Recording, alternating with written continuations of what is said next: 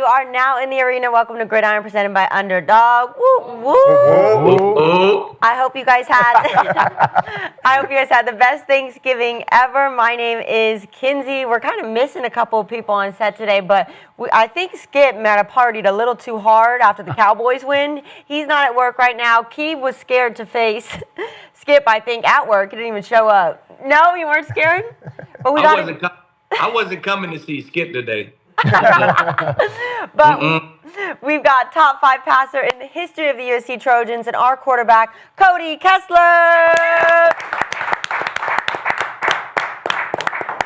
3-time Pro Bowler and Super Bowl safety, TJ Ward. And we got over here on the TV today, we've got Aqib Talib. Yeah, I think Skip did party a little too hard. Where's Skip at? He was blowing up Twitter. He probably stayed up a little late. Streets. Hey!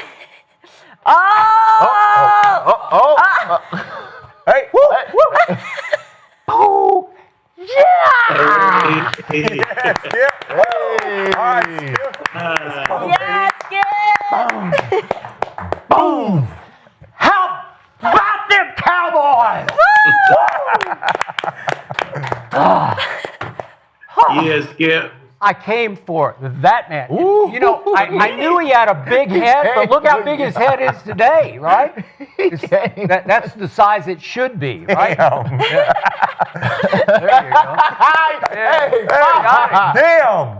Hold on, Skip, what I do? Yeah. Hey, not a happy Thanksgiving, nothing. Just. You sold out our Dallas Cowboys. You're a Dallas traitor. Skip, you just said it on CD 2 weeks ago, Skip. Stop that. You fired the Cowboys, said it on CD. Yeah. Stop that, Skip. Come on, man. We are back in the saddle, baby, and here we go. All right, guys. I hope you guys had the best Thanksgiving ever. I know Skip for sure did. I did.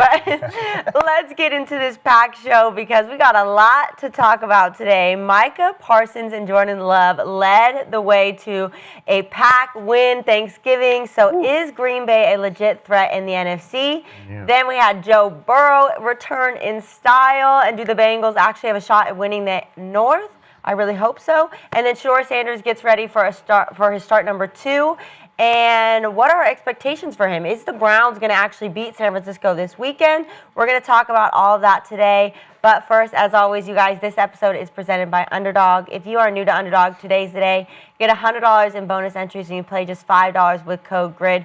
Win or lose, Underdog isn't stopping there. They're wrapping up Feast Week with a new promo every single day. So Underdog's available in most states, including Florida, California, and Texas.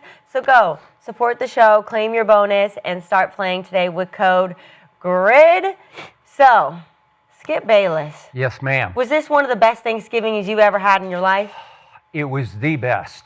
The best? Ever. Yes, the best ever. You want me to go? No, let me do a quick little intro on the Cowboys because back-to-back wins in 4 days. They beat the last 2 Super Bowl teams. Oof. So impressive. The vibes could not be higher in Dallas right now. And tight end Jake Ferguson made sure all his teammates had some turkey after the big win. I want to show that on the screen. Look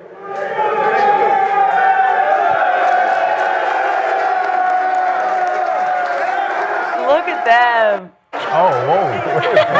Wait a minute. He done fisted the turkey, man.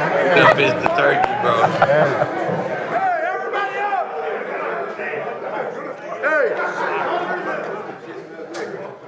Hey, listen up. Hey, how about those last 4 days? How about those last 4 days?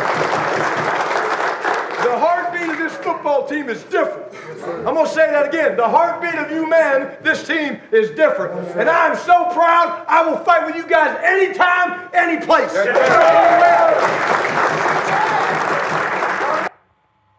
Dang, fired up. So, Skip, I'm surprised you even have a voice left today, but I have no notes, not even a question. I'm just going to let you go off, okay?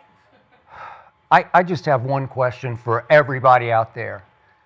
Do you remember when everybody said my Dallas Cowboys had no chance without Micah Parsons? dead and buried without Micah Parsons. And without Micah Parsons, we just, as you pointed out, beat last year's 2 Super Bowl teams back-to-back in 4 days. And I remind you that we did, once upon a time, earlier this year, score 40 points on Green Bay with Micah playing all the way. So all that adds up to, you better look out for Dallas right now, because Dallas is the one team nobody wants to deal with. And don't look now, but Jerry Jones is perfectly positioned to win Executive of the Year because of the Micah Parsons trade. And don't look now, but Dak Prescott, I think, just took over the MVP race and is perfectly positioned to run away with the MVP race. Okay, you're disagreeing, but we'll get to that. Stafford maybe might still be at the top. Skip, I ain't even say nothing. Okay, I just let me finish, and then you can go. And speaking of you, I love you, man, and you were a great player, one of the greatest corners ever. I don't think you, at your greatest, at your nastiest, could have dealt with these 2 wideouts, either one of them, because this is the most dynamic wideout duo I have ever seen in all my years of closely studying the National Football League. I don't think you could have dealt with George Pickens or CeeDee Lamb at your greatest for an entire game. I think you'd had a hard time with either or both of them. Shots fired, Lee. Yeah, you got me fucked up. Let them know, Lee. Thank you. Fuck through. Yeah, you All got right. me fucked up. Skip. Okay. And yet, But go. But Okay. continue. And despite all that offensive explosion, the key to the game yesterday to me was Kansas City predictably went up 14-7. And would you believe that my joke of a defense then forced Patrick Mahomes, the greatest, I keep hearing he's the greatest ever. He's on his way to becoming the GOAT. We forced Patrick Mahomes to punt 4 straight times. 4 straight, didn't even get a long field goal out of the next 4 possessions, and it allowed us to regain control of the game, 17-14 at halftime, and we convincingly won the second half to me. We were in control from start to finish of the second half of the game. And that defense, because of Quinnen and Kenny Clark giving us 2 legit, real guy anchors in the middle of that defensive line, has all of a sudden brought Jadeveon Clowney back to life. He, at age 32, which is not too old, he's starting to look like the number 1 pick in the draft again. Every time I look up, 42's in the middle of something. He had 2 big sacks yesterday. And that defense held Patrick Mahomes' offense, which was averaging 376 yards a game, to 362. We held him below his average for the year through the first 11 games. And all I can say is the defense now gives us a legitimate chance just to be decent enough to complement the most explosive offense in the league, to me, by far. Indy got exposed by Kansas City. We did not get exposed by Kansas City because look what we did to Spags' defense. This season, the worst he's allowed of first downs was 23 yesterday to my Dallas Cowboys. 9 third down conversions in 15 tries. Highest they've allowed all year to my Dallas Cowboys. And all of a sudden you look up and the Cowboys are easily the hottest team in the league, the team nobody wants to play, a team that is going to win out, and a team that is going to make the playoffs. So, Aqib, I ask you, I give the floor to you now. Please respond. I like it, Skip. I love what the Cowboys doing, man. I got no rebuttal, Skip. Hey, they come out and they play like that. You right. They're going to the playoffs, and they're going to be a fucking problem when they get there. You know what I'm saying? I see BB back at center. They getting healthy, and shit.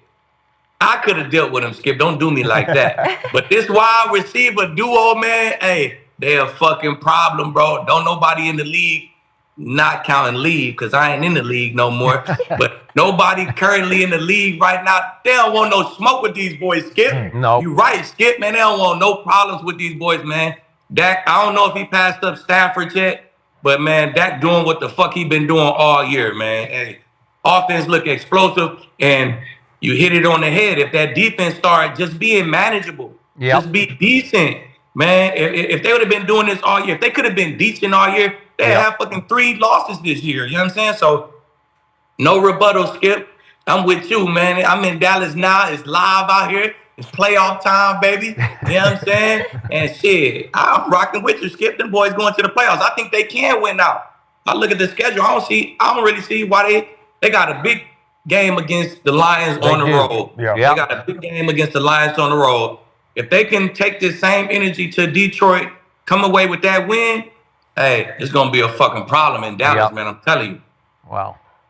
You want to go, Cody? Yeah, I'll go. I think you said it perfectly. I know we give you a hard time, Skip, but I can't today. That was an unbelievable win by your Cowboys. It really was. And what they've done the last 2 weeks, to go down by 21 points to the defending champs in the second quarter, come back and win that game, and then to go toe-to-toe with Patrick Mahomes and the Chiefs, who also have their backs against the wall, and still find a way to win this game after another terrible start, too. But I think it came down to 2 things, one of which you already said, but I'm going to start somewhere else.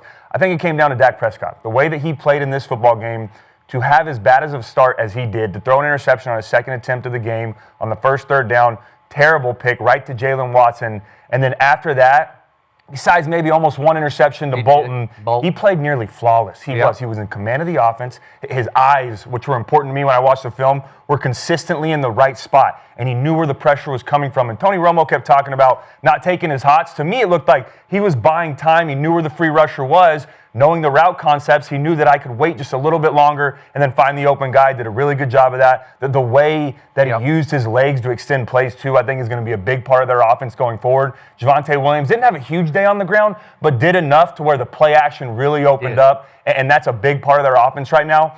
But where Dak excelled for me was on third down.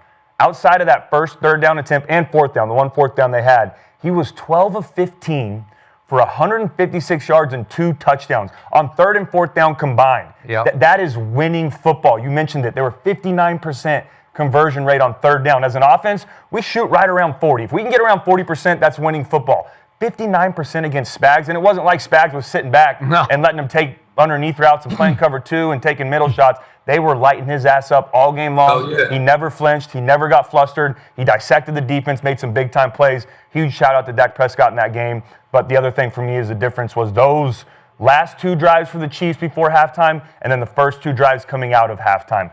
Remember, you said they go up 14-7, and it felt like, I'm not going to lie, I'm watching. Oh, shit, here we go. This is the Cowboys defense that we saw early in the year. Dak's going to have to put up 35 in this game to try to win.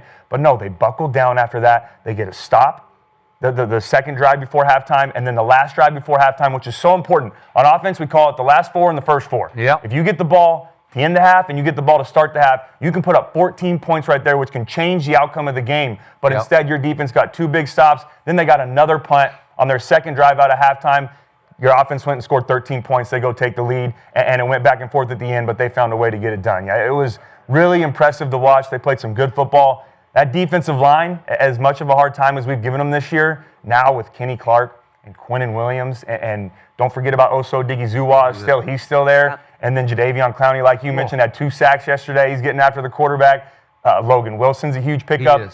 But for me, the difference maker on defense is when Overshown is out there. When I watch their tape from early in the year to where they are now, you can tell a significant difference from when Zero's on the field and when he's not on the field. The ability that he has at that linebacker position to tackle, to cover, his speed sideline to sideline is so impressive. If they can keep this up, I don't want to say that defense is for real yet. I told you I needed to wait to see what they did against the Chiefs. I'm definitely on board. But if they can keep it up, go to Detroit next week too and get another win, I'm with Aqib, man. I think they can make the playoffs. But you did say if they beat the Chiefs, you'd be sold. Yeah, I mean, I'm sold.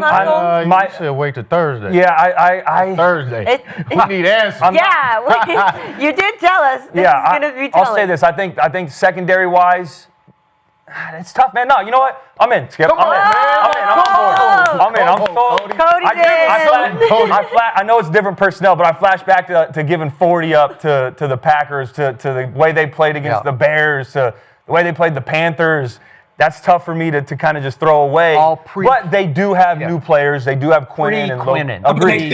They still gave up 28 now. That's why you know what? But hey, is just we could give 28 up every game and win. You know what I'm saying? It's better. It's better, but you know, it still is 28 points now. Yeah, they got 20 up to Pat Mahomes, so you got to take that into account too. But early, I was a little nervous myself, but then I had to think, like, hold up.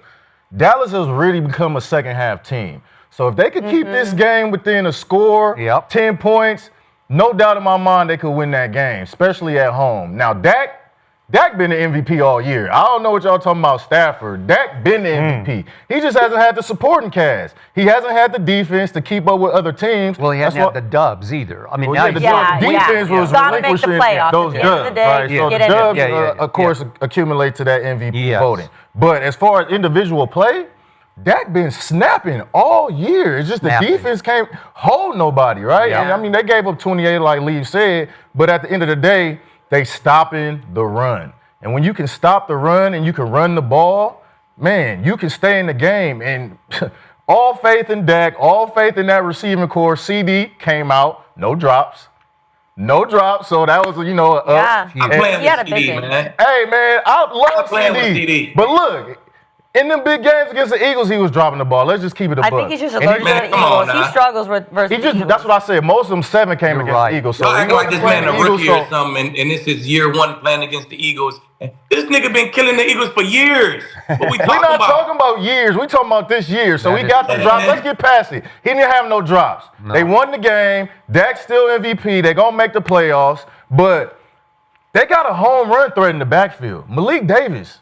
Well, he had one. He's finding a seam, and he's making big plays, man. And he don't got to rush the ball all day long. But he's a counter to Williams. And that's what they need. You need that pounder that's going to hit and hit and hit and hit, and you got that home run threat. He's got a little burst. Man, he got some burst, man. He made guys miss. Safety miss. He that 4-3 looking nice, man. It's hard to make 4-3 look nice. I know that for a fact. You know what I'm saying? But once you do that, man, I'm all for the Cowboys. They're going to make this playoffs. And if that secondary could button it up just a little bit. That's just button it up a little bit, man. We need more from Bland. Like, who? Nah, Trey will be back.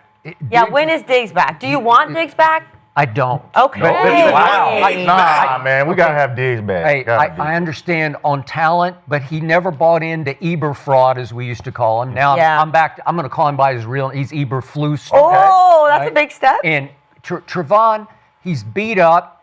He's, as Coach Gruden has said a couple of times, he's not the fastest guy. In this Savone Revel that they drafted in the 3rd round, he should have been a first-round pick, and he just got healthy off his knee reconstruction, and he played the whole way yesterday. I'm telling you, he is really good, really solid. He was giving Mahomes trouble yesterday.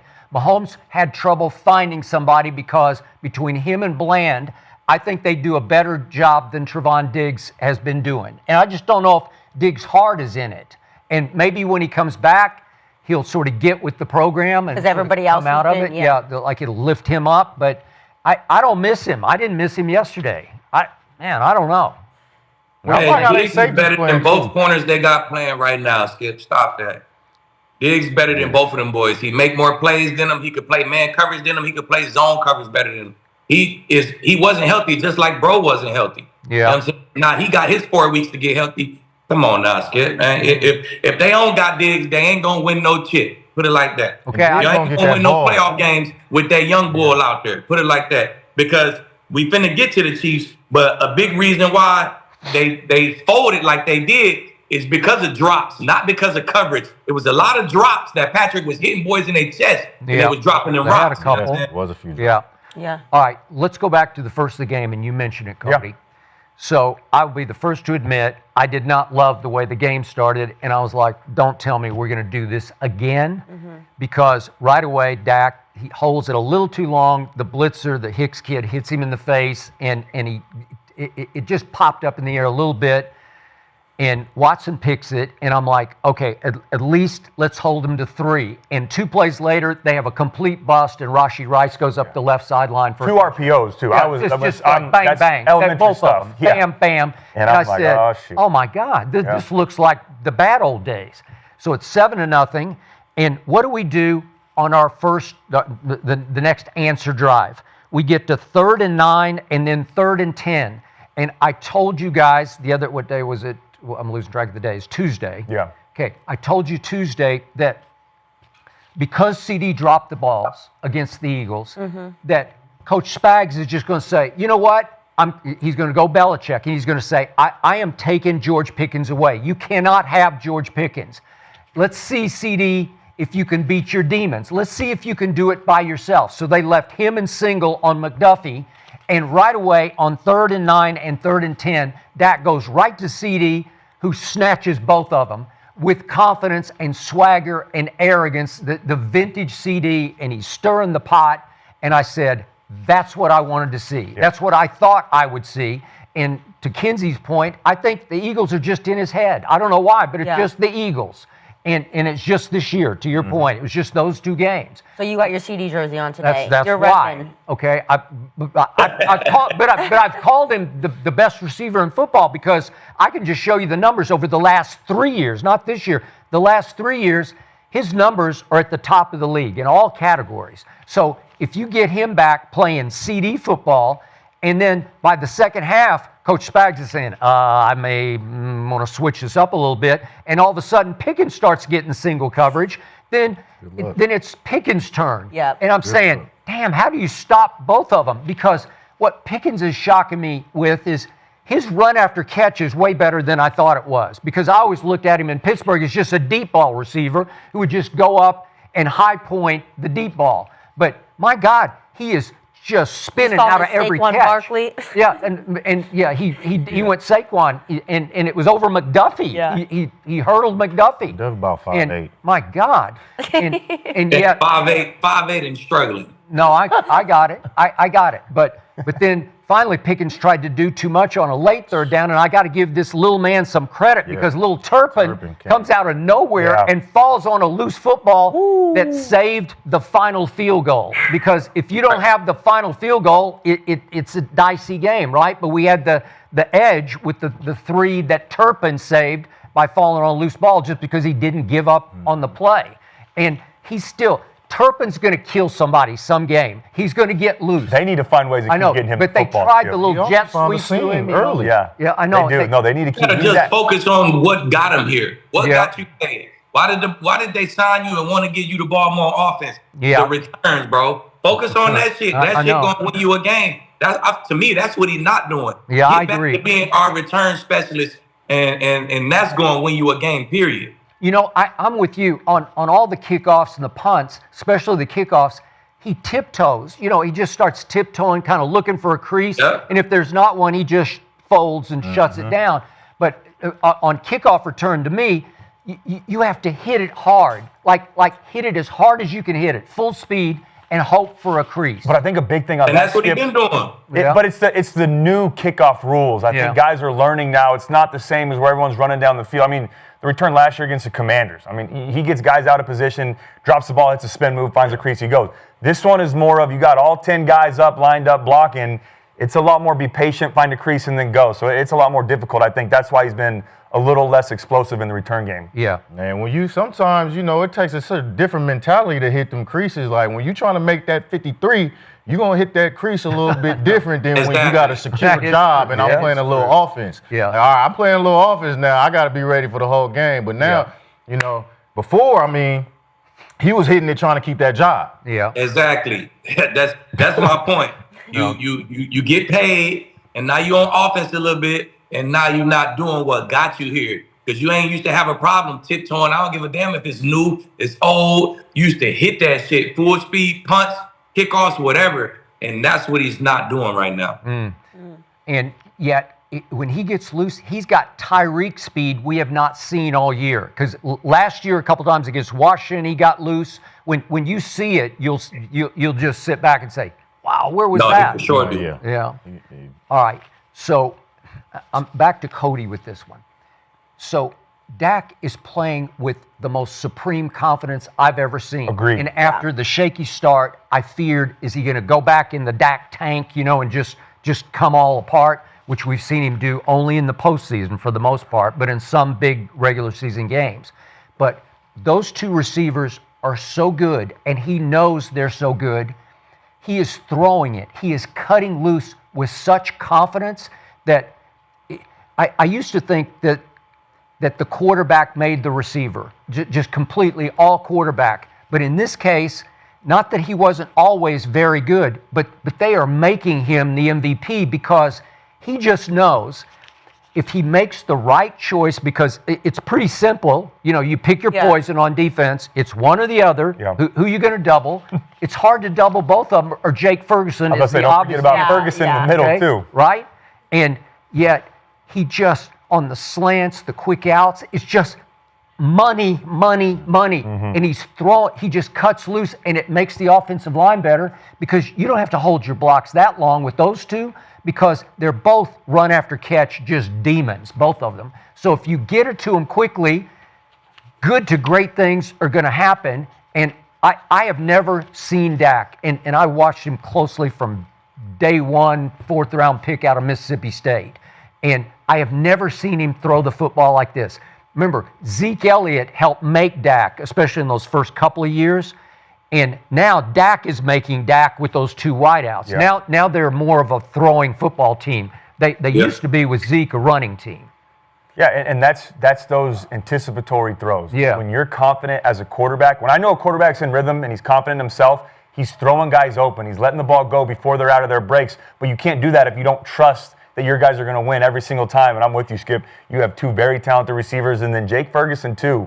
He's that X factor down in the red zone. He's a mismatch nightmare. So, yeah, it's really good to see Dak playing this way. It's a lot of fun. Jake Ferguson made one 3rd down catch on what actually was not a very good throw from Dak, where he had to completely twist and catch it behind him. And he snatched it, man. And I'm like, that was a catch. And he only had like 39 yards receiving on 5 catches. But that was a big one. And he couldn't get his toe down on the one at the back of the end zone, but he still caught it. And don't forget about Flournoy, too. Yeah. That 3rd down conversion on the corner, that big-time rollout, was a hell of a throw by Dak on that corner out on 3rd down, and that was a crucial point in the game. But, yeah, it's just when you're a quarterback and you have weapons like that, it makes your life so much easier, but you still got to get them the football with the right timing, dissect the coverage, figure out where they want the football, figure out what guy does better versus man, what guy does better versus zone, how can I get them the ball, can I take the top off of the defense, do they like the underneath stuff? It's just, there is a science to playing the quarterback position, but it makes it a little bit easier when you got Lamb and Pickens on the outside. You got to give props to that O-line too, man. Yeah. That O-line been standing tall. It has. Like, they've been protecting Dak like Secret Service, like straight up. He's not getting any pressure to him. And that's allowing them just to find Pickens and CD, right? He just dropped back. I said find 3 early. Now, their timing was a little off early, and it kind of worried me. Like, why are they timing off early on the out to Pickens on the sideline? Yeah. And then the ball, even though it was in the sunlight, it was still a little short ball. But that offensive line and against the run, too, hey, they the MVP as well. Yeah. Hey, Aqib, can you remember a defense that got revamped and revitalized on the fly like this defense has, that went from joke to respectable? No, it's definitely impressive. I don't know if I can, Skip. It's definitely not off the top of my head, but I completely counted these boys out. I'm like, bro, y'all need a whole year, and shit, I was wrong. Y'all could turn this thing around right now. It's looking a lot better. It's looking a ton better, and it got a lot to do with the pressure up the middle, and he demanded a double team, so now the edges is one-on-one, and it's just all rolling downhill, man. It's adding up. You get them different linebackers in there, man, put some speed at them backers who can cover, and I think he is playing more man coverage. He stopped playing cover 2 and cover 4 early downs every play. So it is more man coverage. That's a test to Diggs, who had enough nuts to go in there and tell him, like, hey, bro, me and Bland and all our corners, we can play man. And that's an attest to Diggs, because he the one who went and told them. But they are playing more man coverage, man. They blitzing more, and it's a total 360 for real, Skip. I don't know if I ever seen that, anything like that. Not off the top of my head. I really have to do some research and shit. Yeah, which brings me to my all-time favorite player, Micah Parsons, no longer a Dallas Cowboy. I'm going to say it again. We'll talk about later. We will, but I just want to get this out there. I don't miss Micah Parsons. And I said it a few minutes ago. I think Jerry Jones has a real shot at being the executive of the year for all the moves he made, but they all swirl around trading Micah, because the trade of Micah gave him the ammo to go get Quinnen Williams. So he traded one of those first for Quinnen. And we got Kenny Clark already, so now you got 2 real guys in the middle of the defense, 2 anchors and leaders, like guys who have been there and done all that before. And then you still have a first-round pick left from the trade in this next draft. You got Green Bay's first. And again, it's going to be probably at the bottom of the first round, but you still have that to play with. And you did go get Logan Wilson, who is calling all your signals on defense now. And I'm not saying he's a great player, but he just knows how to play. And he's looking like that guy who helped get Cincinnati to the Super Bowl. He's looking like that guy because he's around the ball. He just has a nose for the ball. And again, I'm not saying he's a game wrecker. He's just a bit of a difference maker that we didn't have before. Remember they kept trying to play that Jack Sanborn from the Bears that Eberflus loved? Yeah. He's no good. Logan Wilson's 10 times better than he is. So, Skip, you actually like Jerry Jones right now? Yeah, I love Jerry Jones right now because... Wow, you've come a long way on that. Okay, but just remember all the big little moves. I mean, he went and got George Pickens. I mean, again, because Coach Tomlin said more trouble than he's worth. I'm done with him. But for a 3rd-round pick to get a guy who I immediately tweeted, he will change our life. So you pulled off Pickens, you pulled off Quinnen, you got Logan Wilson, and then we started to get healthy on defense. And I think Jerry is perfectly positioned. If we win out, I think people will sit back and say, wait a second, who did better than that? What GM did better than that? Who revamped and revitalized his team better than Jerry Jones did, right? Mm. Right. Okay, on both sides of the ball. So I don't know. Yeah, I love it. I mean, how can you not? Yeah. Skip, I think you've successfully turned the arena into a Cowboys fan club. Does that make you feel good? Because we're all rooting for the Cowboys now. I've been a Cowboys fan. Yeah. Aqib, no, you haven't. So you say. I just thought the defense was just shitty as hell. You can't win with no shitty defense like that. Yeah. You know what I'm saying? Hey, true. But he sold Cody this week. Cody was not sold. I'm sold. I'm in. Yeah. I'm in. Sold I'm with Aqib. The back end, I'm still a little hesitant, but that front seven's playing some damn good football, Skip. I'm in. I'm in on your defense. Okay, but both the safeties got healthy. So, and I'm not saying they're great. They're not you. No. It's Malik Hooker and Donovan Wilson, but they're just veteran guys. Yeah. And they will hit you. Both of them will hit you. And I control it. Yeah. You need your quarterback on that back end. You got to have somebody back there who knows how to play football. Mm-hmm. And they're not Pro Bowlers, but they're just respectable. Yeah, they're good players. Physicality. Yeah. Physicality is football at the end of the day. Physicality reigns supreme. If you got 2 safeties, 2 of them back there that's physical and that'll knock your block off like me and Stu used to do. That is correct. You'll be all right. You'll be all right. That is correct. And then you mentioned Overshown. He's just a game wrecker. Skip, he's so good, man. He's so fun to watch on film. Remember, he tore everything you can tear in your knee. And I've been watching him closely, and he's just now getting his legs underneath him where he's starting to trust, it works. I can actually push off. I can explode. And he hits you, man. They just play him like a monster where he's just, he's playing a hybrid safety line. He's always around the football, too. And you can tell, like, he plays like he's coming back from an injury in a good way to where I got shit to prove. He does. I don't want everyone to forget about who I am and what I can be in this league. He's a good football player. He's a difference maker on that defense. Wow. The chat is suggesting Bengals Cowboys Super Bowl. Could you imagine? Would I love that? Could you imagine? Wait a minute. Things would get crazy in the NFL. I would love to see it. I would love to see it and too. That's not an impossibility right now. No. There's a very, very small, but anything's possible. Your eyes right now. We're going to work on one team. Them Bengals. All right, guys, let's flip the script a little bit because we do got to look at the Kansas City Chiefs right now. They have lost 6 of 7 one-score games this season, and that's very uncharacteristic of this group. So Coach Andy Reid said after the game, no excuses with it. We've got to clean it up. But when? When are you going to clean it up? I think your time might be running out, Big Red. So, Aqib, why have the Chiefs lost their edge in close games? Man, it's football. Sometimes the shit go your way, sometimes it don't. Like the Pickens fumble. In the past, they would have got that Pickens fumble and they would have recovered that. They would have went down and got their own field goal and won the game. Yeah. So this year, those same balls is just not bouncing your way, and they're not making plays late in games like they usually would make. The Bolden interception, Cody mentioned it. Yeah. They was making those plays in them one-score games. You know what I'm saying? You come, Bolden, you come drop that pick. Cowboys come down, get a score.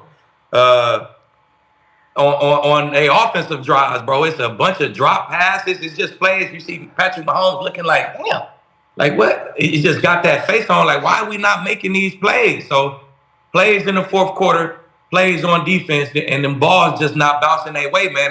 That's how football go. Hey, sometimes that ball bounce your way. You could do that same fumble. You could strip Pickens that same way.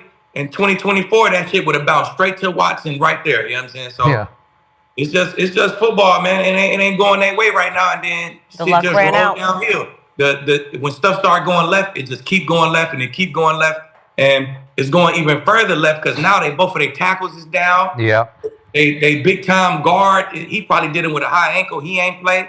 So now y'all back to the problems y'all had when y'all got served in the chip with no O-line. Y'all right back to those problems. So it's not looking good for them boys going forward. Yeah. Yeah, I'll tell you this. Yesterday, though, when Mahomes stayed up after Quinnen Williams hit his legs, it was high-stepped over the defender behind him, found Worthy, then he hit Rashee Rice on fourth down, which looked impossible. Yeah, they were big time. I said, here we go. This is the fourth quarter Chiefs. They're going to find a way to win this game, but you guys kept responding. I got to give you credit. I think it's just, I said this a couple weeks ago, they're not playing complimentary football in crunch time, and they have before. Because if you look at the numbers statistically, they're better on offense and defense in every category than they were last year. Last year, 12-0 in these one-score games. This year, they can't get it done. They have one win against the Colts in one-score games. But you go back and look at the track record. The first week against the Chargers, the offense comes out in the second half, plays great, but they give up back-to-back 75-yard scoring drives on defense, and then they have a 3rd and 14 to get off the field. Chris Jones goes inside. He did. Herbert picks up 19, game over. The next week, the offense has a chance, 10-13. They go down, a play we've seen 1,000 times. Throws it to Kelsey, bounces off him, get an interception. They go down and take a 10-point lead. The Eagles do. Game over. They can't come back. And then against the Jags, I know Mahomes threw the pick six, but then they exchanged picks. Trevor Lawrence threw one backed up, which technically was a pick six because they went and scored and they had a short field. But then Mahomes scores again, goes up by 4, minute 45 left. You got Trevor Lawrence, who's been up and down. I'm putting my money on the defense, but instead, Lawrence goes 7 plays, 60 yards, touchdown, game over. Can't get it done. The Bills, 28-21, 4:30 left. Mahomes throws a pick. People forget the defense got to stop also. Forced to miss field goal. He had another chance with 1:54 left. Can't go down and score. They make those plays against the Broncos. 2 3-and-outs at the end of the game. The defense also gives up back-to-back field goals. And then yesterday, offense does score 14 in the second half. Or in the fourth quarter, actually, score 14 points, have a chance to win the game. But Dak in that offense goes 3 straight scoring drives. And then on the last series of the game, he hits Pickens on a 3rd down to win it. Last year, they were making those plays. The defense would get a stop, the offense would go score. This year, either the defense gets a stop and the offense can't capitalize, or the offense is scoring and the defense is giving up big plays. You have to play complementary football in those crunch time moments, and this year the Chiefs aren't doing it. Yeah, complementary and consistency. Yeah. They are a very inconsistent team. 1 week they can run the ball, 1 week they can't. Next week they're making those big plays, and next week they're not. The drops killed them versus Dallas. The drops absolutely killed them. The misplays killed them. But my focus is more on the run game, right? They didn't rush for 100 yards this week against the Dallas Cowboys, right? For a good reason, because of those boys in the middle. And then when you're not making those plays, you're relying on Pat Mahomes to come out and make the extraordinary play every time. He can't do that week to week, play to play. It's just not. He can't do that. It's the NFL. So that consistency, not being able to run the ball, and their defense not getting to the quarterback, you got to get to the quarterback. You got to create the turnovers. You got to flush to the quarterback. You got to have long 3rd downs, which they're not getting at all. So the defense isn't getting on the field, and they're not creating those turnovers either. So you lose those close games when that happens, and that's basically it. It's the football guys and consistency. The ball's not bouncing, and they're not helping themselves by being consistent. Yeah. So I found it very interesting. Andy Reid, right after the game, before he even took a question, he went on for what seemed like 3 minutes talking about world peace and how this was such great competition. On Thanksgiving Day, families gathered around the TVs, and then everybody on the field shakes hands and goes home like you should. And it was really bizarre to me because it was clear he just didn't want to talk about what just happened. He wanted to stall it as long as he could and remind everybody, I'm a really good guy. And he is a really good guy. And our team is really a bunch of good guys. They are. There's no doubt. But he knows that they've slipped over the line to the negative, where, as Aqib nailed it and said it very eloquently, in this league, the fine line is the finest in any league, in any sport, where it's why it's such a beautiful game, because any given season, if you slip across that fine line, you lose your confidence just like that. They have lost their faith in their mystique. They used to be, we're the freaking, we're the Chiefs. Yeah. We got Taylor Swift up in the box. We got the greatest tight end ever in Travis Kelce down on the field. And we got Magic Man at quarterback who's going to be better than Tom Brady. That's who they were. We just we snap our fingers and go to every Super Bowl. That was their self-belief. And this year they lost it. And the truth was, the Indy game at Arrowhead a week ago, or just a few days ago, it was an aberration. Because what happened was Daniel Jones just went blind under the pressure. The last 4 possessions for Indy, they were the number 1 statistical offense, and then the last 4 possessions he goes 3 and out because he just looked like deer in headlights to me. So the Chiefs came in with this sort of false bravado. They were whistling through their own graveyard, and yesterday they ran into a force that was not going to back off because, as Schottenheimer said in the locker room, I love this team's heartbeat. Dallas's team has a new heartbeat where it believes it's going to win, and maybe it took the tragic passing of Marshawn Nealon to bring this team closer. Maybe united because of that passing, that tragedy that just shook this team to its foundation. And it happened during the bye week. And then all of a sudden, we got Quinnen. Oh, wait a second, we got Logan Wilson. Oh, Overshown's back. And wait, Revel's back. Oh, now. And they came together, and they believe now that they're going to win these games. And I think we'll get to that in just a second. I think they're just going to keep on keeping on. But the Chiefs lost that little bit of confidence because, like you guys say, you could just see in Mahomes' eyes, he just looks different at the end of the game. He's looking around like, I thought we did this. Don't we make these plays?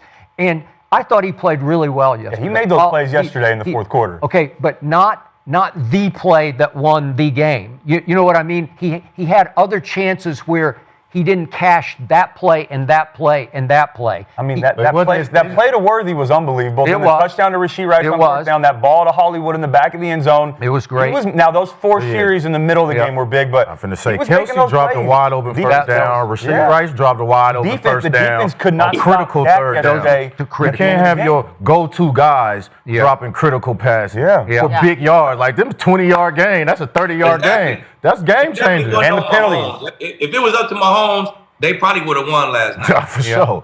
It's the biggest team game in the world. You know what I mean? It is. Throw that ball, somebody got to catch that ball. You know what I'm saying? Yeah. And them guys just didn't make them plays from last night. Man, they are 6-6. Yeah, 6-6 right now, you guys. So it's in danger of missing the playoffs. And I want to look at their upcoming schedule because I don't know. Do we see them? They do. They have the Texans. They have the Chargers. They have the Titans. They have the Broncos. They have the Raiders. But I feel like they could win a few of these games, right? So do you see, Aqib, do you see the Chiefs making the playoffs? No, I'm sober for them. They had to win out after the Broncos game. Okay. I don't think they couldn't afford another loss after the Broncos game. Now y'all lost on the road to Dallas. Shit, they play the Chargers, the Texans, and the Broncos. Y'all gonna lose another game by the way y'all playing. They're gonna drop another one. So now they left tackle. The 3 of their starting 5 O-linemen is out. Like, nah, it's over for them, man. You can't win like that, man. You've been riding with the Chiefs since the beginning. You're finally out on them? That's shocking. Hey, it's over for them boys, man. The injuries play a big part, and that's just one too many losses, bro. Y'all could run the table right now. They run the table right now. They fuck around and still don't make it. Like, shit, y'all probably still don't make it if you run the table. It's just Well, you don't think 11-6 gets in? Probably not. Somebody gonna be tied. Somebody gonna be 11-6 in the AFC and not get in. Those ties are gonna be tough. Yeah, that's how tough it is over there, bro. It's gonna be a team who 11-6 and not get in. Simple as that. It's probably gonna be the Chiefs.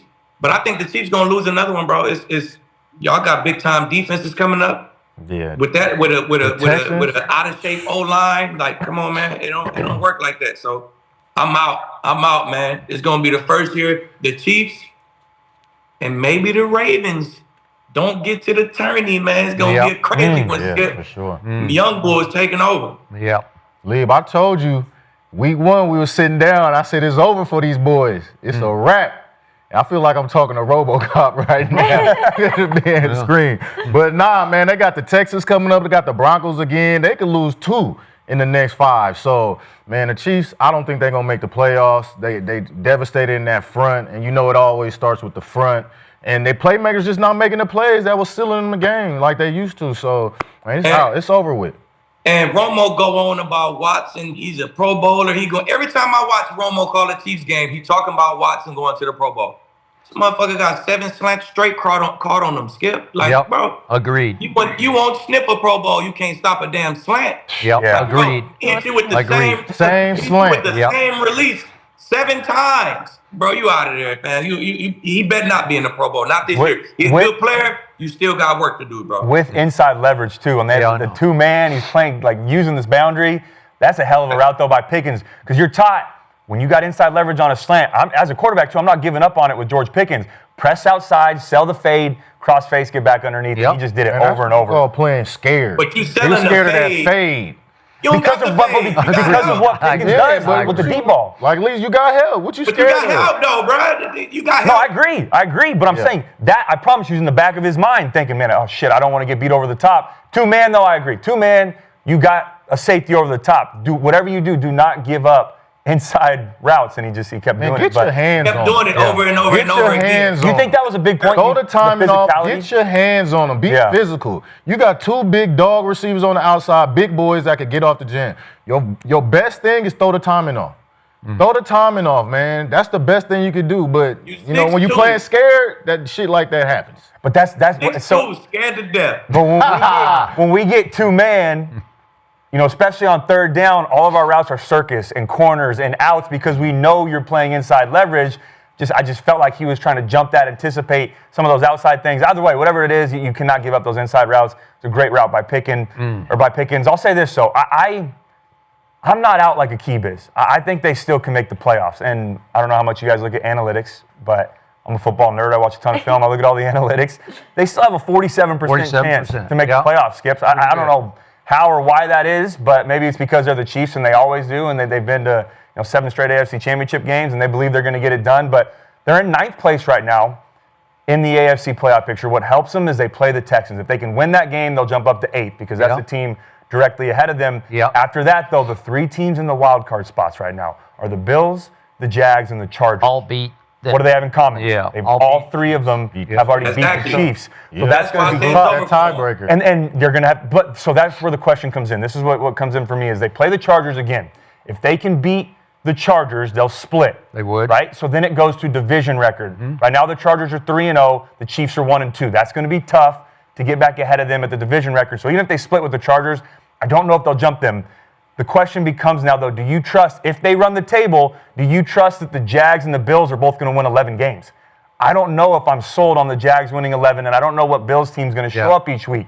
So if the Jags don't win 11, then that means the Texans going to win 11. So but they play the Texans. But that's my point. They play each other twice. But that's my point, Aqib, is that they play the Texans this week. The Chiefs do. If they win that game, they win the head-to-head. So that doesn't matter anymore. It's going to come down to, regardless of if they split with the Chargers, is if the Bills or the Jags can win 11 games. And this is all hypothetical. This is saying if the Chiefs can win out. They've got to correct some things. What you've seen on tape doesn't make you feel confident they're going to win all these games. But there is a possibility. I don't know how much I trust the Bills and the Jags right now. I think that's why it's 47%. And they're still now the division's over. Well, look, Denver's winning the division. With them tackles out, and we seen them Texas ends. We seen them Texas ends. I agree. They finna feast. They may have 10 sacks like the Browns did against the Raiders. Like it may be one of them games for Pat. But the biggest thing is going to come down to is can that offense? Because C.J. Stroud, something's going on with Stroud. He's still in protocol. Oh no. Can Davis Mills, the Bills defense? Is not as good as the Chiefs defense right now. Can they keep up, put some points on the board? Texans have the best defense in the NFL. Maybe the Broncos, you can argue, but I'm not. Wait, what? What? Texans have the what defense in the league? One of the best defenses in the NFL. You said B or one of? I said they have the best defense in the NFL. You could argue. Listen, we got 2 different Broncos. I think they are. Hey, go. They're statistically, all of a sudden, okay. No, it wasn't one. These are the stat boys. The stat boys, they are ranked number one. I watched the games too. You're talking about a 6-5 team got the best defense in the league, bro. But hey, go ahead, Cody.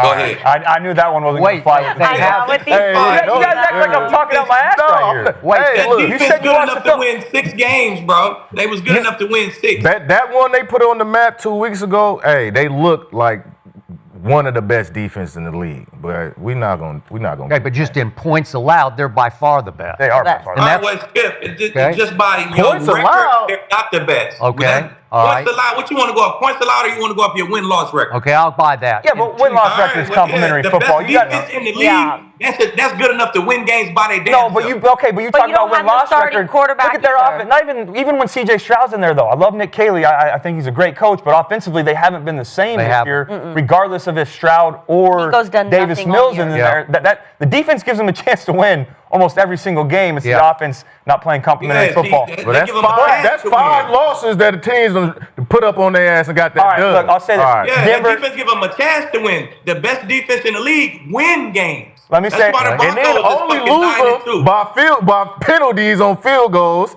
And what was the other one? Shit, I'm blanking. But anyway, It was you get my point. it was on the defense. All right, I'll say this way.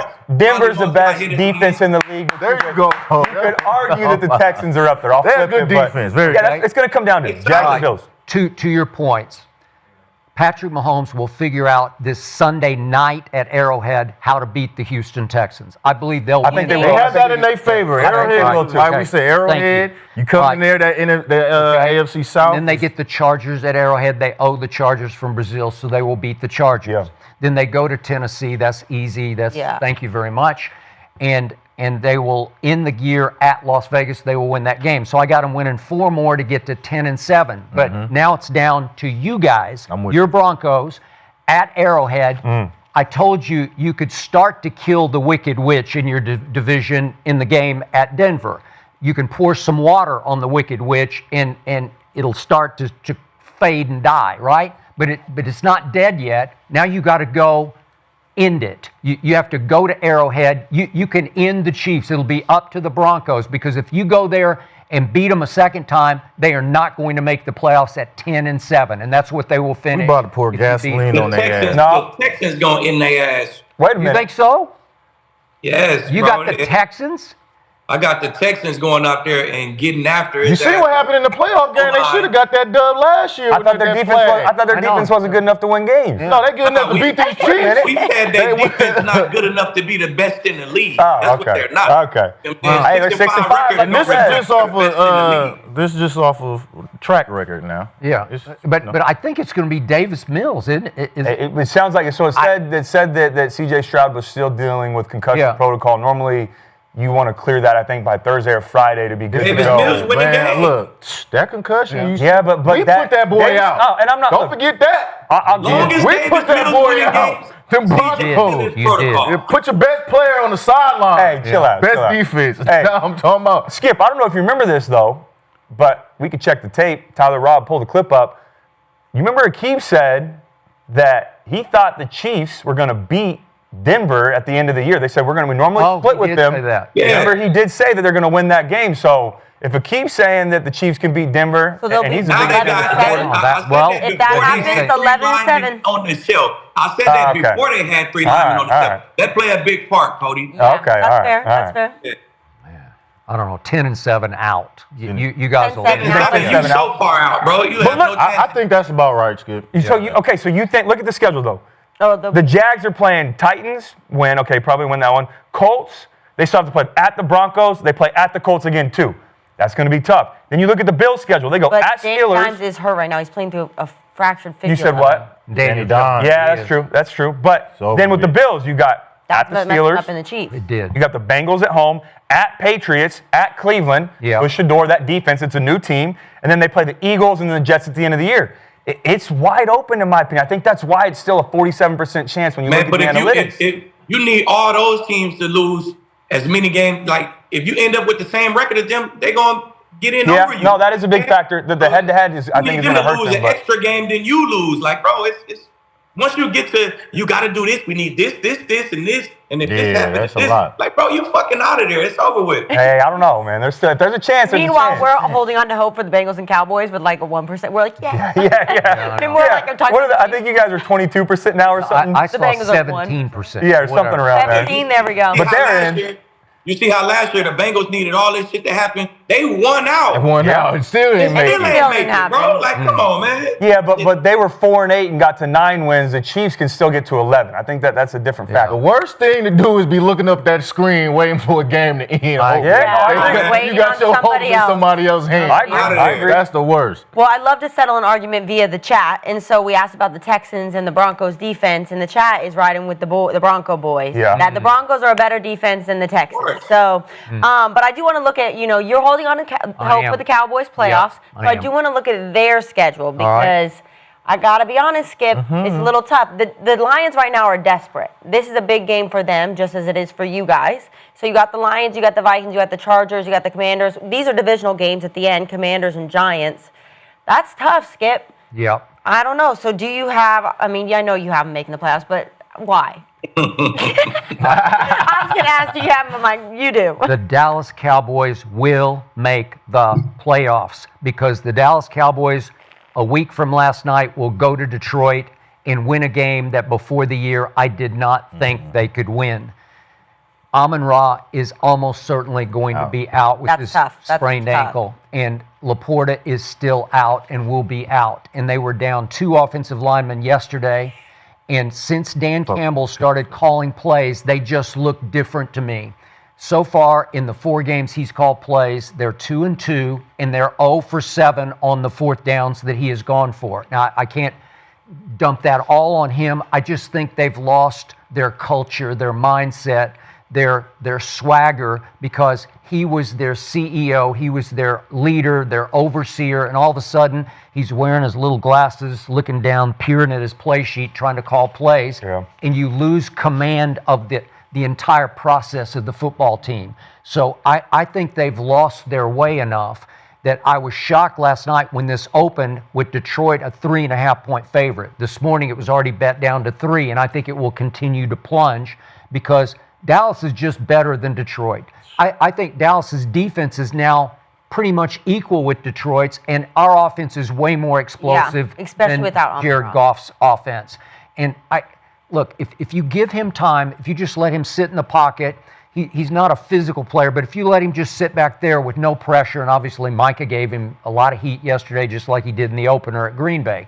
But if you let him sit, he'll pick you to pieces. Yeah. We'll get after him enough that I think we can force a couple turnovers there, and I just think we can win fairly handily at Detroit. And if we do, look out, because we can beat the Vikings and the Chargers at Jerry World. Yeah. And then we have to go, and they're dangerous games, because I think Jaden's going to be playing by then, but we have to go play our arch rival at Washington, and then we have to go play the Giants at the Giants. And these are not easy games, but we're just better than those teams. We dominated Jaden. He played for a little more than a half at Jerry World, but it was 44-22 on Washington because they got old right before your very eyes. So I can just, Jackson Dart will be back, and they'll be game, and they'll fight to the death, and it'll probably be a close game, but we'll win it. Yeah. And if we win out 11-5-1, I just think that'll get in. But here's my final point. Do you have to win out? I'm not sure that the Eagles are going to run away with this division, and we got to get. Wait a minute. Wait a second. Wait a minute. Wait. I was in. Wait. They're making me nervous. Are you sure they're going to beat the Bears today? Are you sure after they're reeling and a little off balance over what happened, the collapse at Dallas?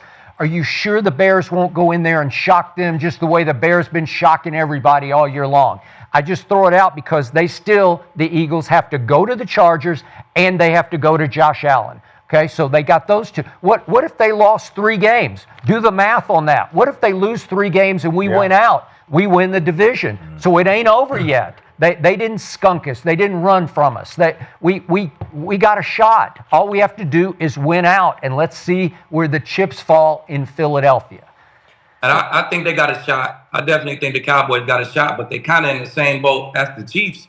If they win out, they still need this team to lose. They really need the Bears to start losing, bro, or the Packers.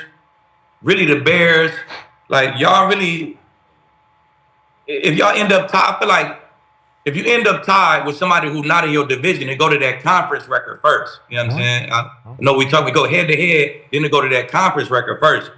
Shit. Green Bay, that's going to be a tie. San Fran, they going to have a better conference record. Seattle going to be the 5th seed. So I really just, it's going to be tough, man. Even if you win out, it's going to be tough. You need teams to start losing games. Once you get in that boat where we need these guys to lose and these guys to lose, and maybe we can win out. And once you get in that boat, I really don't like it. I ain't going to lie to you, but hey, they definitely got a shot, man. Okay, you know what? I have heard enough of your Cowboy hate for one day. I think I'm done with you. You're over and you are out. We will see you next Monday. Oh. You gonna do me like this, man? All right, Scott. I'm gonna see you on Mondays. Dang, leave it out. All right, Aqib. All right, brother. Kicked out of the arena. See you later, Aqib. Done. All right, then I guess it's you, Cody. Yeah, you know what? I'm glad he said that though, because if he was going to say the Cowboys are in and the Chiefs aren't, because the Cowboys need a lot of stuff to happen too. So at least he was consistent with that. Yeah, I don't know, Skip. The best thing for them right now is they're hot at the right time. Those teams that get hot at the end of November, going into December, are the most dangerous going into the playoffs. It's just, can they get there to capitalize on it? Even if they win out and go, 11-5-1. I like that. I think that'll give them a chance to get in. But you have every team ahead of them right now. Detroit is directly ahead of them. They're in the same boat with the Chiefs are and the Texans. So if they win this game, hang one on them. If they win this game, they'll jump ahead of them. They don't have to worry about it anymore. But the next 3 are Green Bay, San Francisco, and Seattle. They all have 8 wins. I'm going to throw Chicago in there too. I know they're 3rd right now in the playoff race, but they're right around that same spot as the wild card teams. I don't know what's going to happen in the NFC North, but if they can get to 11 wins and any of those teams also get to 11 wins besides the Packers and no one else ties, you're going to have the advantage, because that one tie, if everyone has 11 wins, you're going to get in ahead of the teams that are 11-6, because you're 11-5-1. That helps them a lot. That tie, even though it looked bad early on, could potentially be the reason that they get into the playoffs. But with that being said, can they win out? That's the biggest question, because I think they can, but I also don't know if they can keep this consistency up. I know it's been great the last 2 weeks, really 3 weeks since the bye, but is this just a hot streak right now, or is this who the Cowboys are with this new roster? That's the biggest question for me. After they play Detroit next week, if they can go out on the road again, because remember, these last 2 games have been at home.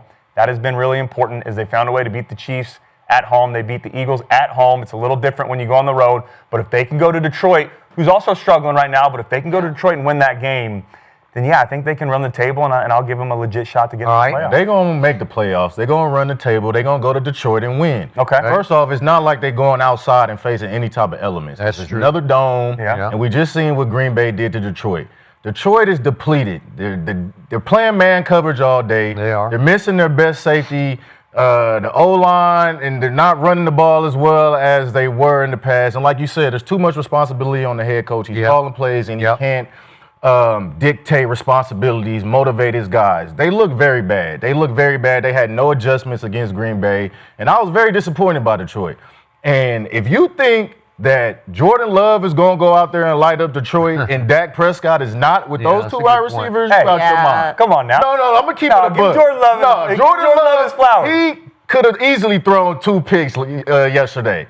One on the crosser route where the DB was undercut the route. That should have been a pick. The deep ball, he played the ball around, and the receiver turned inside and caught the ball. That should have been an easy turn to pick.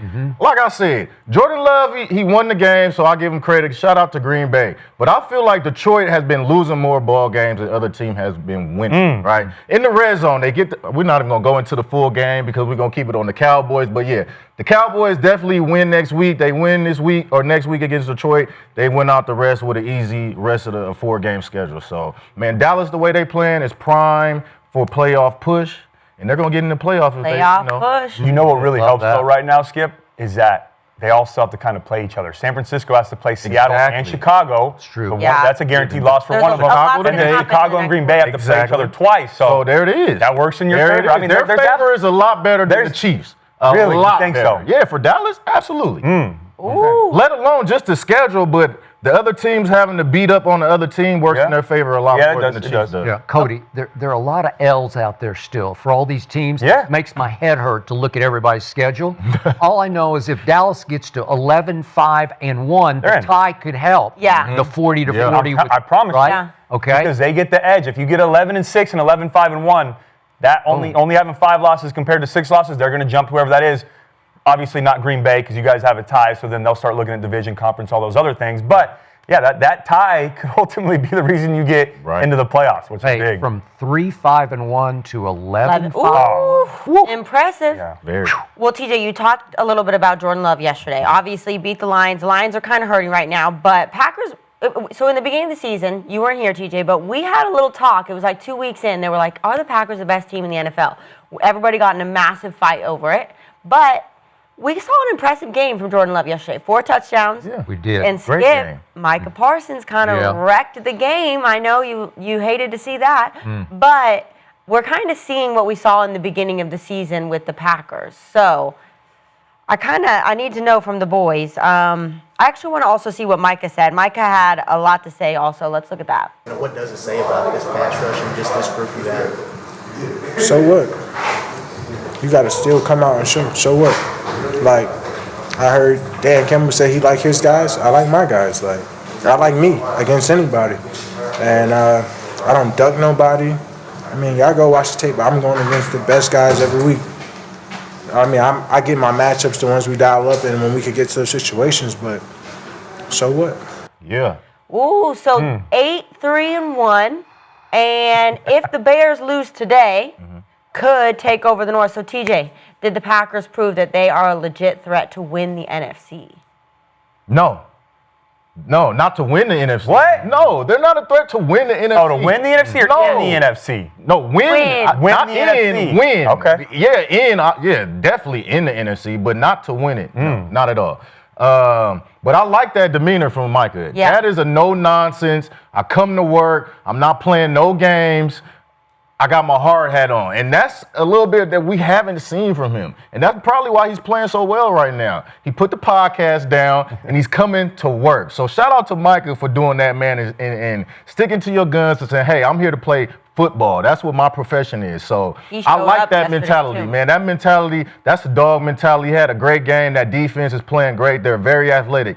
But Detroit, man, no adjustments on the defensive side. They stayed in man coverage all day. The same red zone route beat you for 2 touchdowns.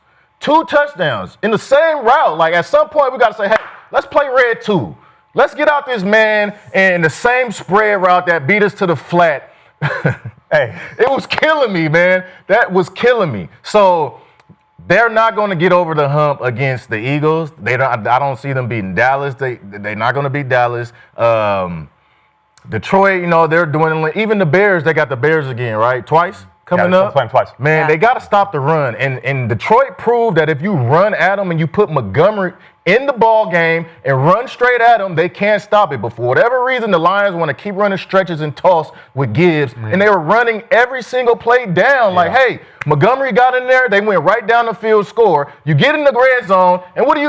You do a jump pass instead of running it with the guy that got you down the field. Yeah. That was an easy touchdown that they didn't capitalize on. Then you have the 4th down drop that would have kept that drop. The Lions shot themselves in both foot with 2 guns. Pow, pow. It's just, they could have won that game at home easily, and they gave it to Green Bay. So Green Bay's a good team, but they're not a threat to win the NFC. What was your thought, curious before I go, on them going for it on that 4th down? Because hindsight, if he completes it to J-Mo and Goff hits him when he rolls out, talking about a different game. Points. You're right. It's a 2-possession game right there. You're going to have to score twice regardless. Take the 3. You're in great field goal position. That's the analytics right there. Yeah, man. I know, but Dan Campbell's committed to who he is. I'm aggressive. I'm going to go for it on 4th down. Yeah, but now they're 2-2. But there's also situational football that matters in that. And yesterday, Green Bay hit all their 4th downs. Detroit didn't. Especially the way you are playing, you have to take that into account. It's not one of them games. Take the 3 right there. Now make it a 1-possession game. But J-Mo has to catch that ball. It's behind him, I know, but he gets both hands on it. No, man, it's both players' fault. At the end of the day, it's the team fault. Whoever called it, he dropped it and threw it. Yeah. That's why I know. Get it. We're having a different conversation. If they hit that, they go score a touchdown, then this is all irrelevant. But they didn't. Yep. And I still think to take that out of the equation, just take 3 there. Yeah. Make it a one-possession game. That forces a little bit more pressure, too, on Green Bay. They have to play differently, and they're not as conservative. They're not as comfortable. But and I think, Jordan Love, you get him uncomfortable. He doesn't make those plays. He was comfortable all game. Man, he was very making throws with pressure. I give it, but look. You knew it was man coverage pre-snap on all of those throws. It's man every time. Hey, let's disguise a little bit. 3 buzz, quarters, some fire zone blitzes. It was none of that. It was like, okay, we're just going to line up in man. There it is, right here. Run across, run the out, run the fade. Jordan, here's our covers. Like, come on, man. You got to help your defense out, man. When we out there running man all day, now the corners did a fantastic job in the first half, but it wears down on your secondary towards the end. And then they lost their safety. Now 3-2. He was out there balling. Yeah. He did everything in his power. But when the play counted at the end, when they got that 4th down, because he was making every single play all game, one time, you're not going to make that play. And guess what? It cost you the game. Yeah. It's impressive, too, that they trust Branch so much to cover. It's not slot guys. Premier wide receivers. You don't see a lot of safeties playing man-to-man and following around top receivers, which he had. I'm going to say this. I do. I think they are. Win the NFC. I think they can. I'm not saying they will. I think they can. W-I-N, not W-I-N. I think Green Bay can win the NFC. I really do. The reason I say that is because of how Jordan Love's been playing. And it's a lot of pressure on him, but when he plays great, they are really tough to beat. And 3 of their losses this year, 1 touchdown, 2 interceptions. In their wins and their ties, they're 1 tie, 18 touchdowns, only 1 interception. If he's on, they are very, very difficult to beat, especially with that defense. Big if, but he's been more consistent than he has inconsistent this year. I got to give him credit to that. And it's tough, man. Remember after week 2, Skip, we were sitting here and we all thought Green Bay was the best team in football. Well, they were at the moment. That was 2 weeks in, and Gerald screamed at us, and he said, I'm going to take you through why. Besides Gerald, obviously Gerald did not think that they were the best team in football. But then after that, they lose to Cleveland and then tie to Dallas. We start to fall off on them. Then they go 3 straight. They also beat Pittsburgh at home, which was a big win. Aaron Rodgers, the comeback game, all of that. But they find a way to get the win. Then they have 2 more tough losses. They lose to Carolina at home, which was really tough to defend. And then they lose to the Eagles, which the offense only puts up 7 points. Love doesn't play great in that game. No. But since then, I know the Giants game was iffy, but since then they've been playing good football. And I want to talk about a couple plays in that game and why I feel so confident about the Packers going forward. The defense is great. The offense has been playing well, but when it matters most right now, Love is making that big-time play, that 4th and 2 to Wicks. They start in a bunch formation, and I love that LaFleur does this. Same play that got the PBU the series before. I love that LaFleur does this, though, because it makes it easier on the quarterback. They start in a bunch formation, 1 by 3. What does that tell you? Corner's over. I know it's man-to-man. You can see Love look at it. Okay, now I'm going to motion Wicks over. Branch follows him in man-to-man. That confirms to me it's man-to-man. We have a stutter go with a little simple crosser route by Dobbs coming across. That, for me, takes everything out of it. I'm going to go to the stutter go, back down to the crosser route. Not forget, he stepped on the receiver's foot when he went up to go knock that ball down. On which one? Branch on the 4th down play, Branch did. Did he? He stepped on the receiver's foot, and it messed his jump. Jump up. Are you saying on the last play of the game? I'm talking about the touchdown on 4th and 2. The controversial one where was it timeout? And the touchdown. No, that was another one. I'm talking about the first one. Yeah, okay. There was a lot of controversy. That's why I'm getting to my point here. We'll get to that. There's a lot of controversy in that game. But in that moment on the road, 4th and 2, you still got to make that throw. You still got to dissect the defense. It was a great throw. I know Branch turned around, got lost. Great throw in the bucket. Great throw. Was his foot down? Was it not? I know you can argue possession. When did he have it? But still, it's a touchdown. Big time play. He was out. But you don't think his toe was down? I'm with you. I saw a lot of replays. He was out. I was confused. The ball was in the air. If the ball's in the air and not in your hand, you can't have a foot down without the ball in your hand. Right. He caught it, boop, it bounced, and he caught it again. Yeah, it shifted. It shifted. What I thought was weird is why they expedited reviewed it. They didn't spend more time on it. I thought they'd at least look at it longer. They just immediately confirmed it. They said he had possession with 1 foot down, and that's all that mattered to them, that was possession in the end zone with 1 foot down. But the next foot is clearly out of bounds. Yeah, it's clearly out of bounds. No way it's a touchdown. What they were saying was that when the ball touched his hand, his foot was still down initially before it came off the ground. Then the second one hit. Technically, they're calling it the third one was out of bounds. Yes, I hear you. But that, I know, and I was the same way. I was writing in my notes, just play red 4. Quit playing man-to-man down in the goal line because you know you're going to get that as a play caller. If I know. Here we are. So this is what they're saying. Let's check it out. Yeah, that's tough on that view. Yeah, that view is a little bit tough.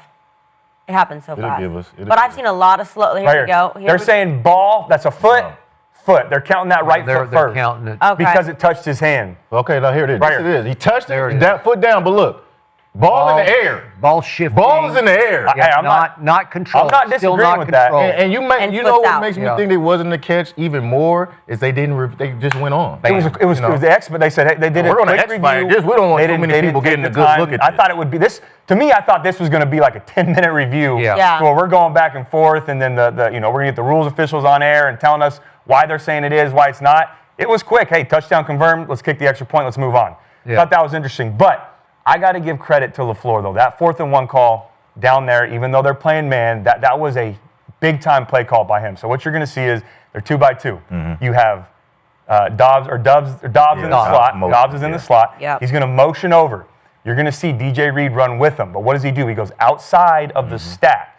Now that forces Robertson to widen out, and then you can see both of them look at each other and do in and out. When you get in a tight stack formation down there by the goal line, when they're in man-to-man, when you're within 3 yards of each other, that forces them to have to in and out the call. So what they do is they start to fake switch release with Watson, selling it like he's going to go out. They get stacked. He bends it back on the post, and now that creates great leverage for Dobbs to be able to, or Dobbs, well, I keep saying wrong. Is it Dobbs? They give great leverage for Dobbs now with Reed on the inside to break to the flat and then throw a touchdown. Yeah, they played that wrong. I know you're saying it's man-to-man and it's tough and that's what they do, but you also, as an offensive coordinator, have to be able to game plan for that and put guys in position to win. So I thought that was a great play call by them. But the argument then again is before that, did they call the timeout in time before the false start to even have an opportunity on that play? But even Detroit could have played that with the man coverage. They just got confused and played it wrong. So when they go in and out like that, though, and you have outside leverage, inside leverage, right? Both guys are playing in and out when you have a stack. As soon as they see Watson start to go out, Robertson's taking him because he thinks they're going to switch release. They fake switch release, then they send Watson back inside once they in and out, and now he has an easy walk-in touchdown because you have inside leverage with DJ Reed. I think that corner was already set. Because you look, when DJ Reed was like, hey, like you played that wrong. You got to come off on that out. You have to. But you don't think the switch release at the beginning, it wasn't that much of a switch. Would make Robertson grab that? No, he didn't come that far. You can see Love to look at him and he sees him do man, this. what are you doing? But I give shout out to Reed for not pointing this guy out. And Skip, but that corner has to come off. Do you have the Packers winning the NFC? I do not. They will not be a threat to win the NFC because they lost their best offensive weapon, Tucker Kraft. And yesterday, they lost the heart of their defensive line, Devontae Wyatt, who got carted off, and I think it looked like he's gone for the rest of the year. That will put a little more pressure on Micah Parsons to rise and shine the way he did in this game. But here's why this game's an aberration. The Packers just have the Lions' number. It's just a great matchup for the Packers because Micah knows that Jared Goff is a statue. By and large, he's a statue, and that you can get him, and he's a scarecrow in the pocket where he doesn't stand strong. If you just brush him with a fingernail, you can knock him down.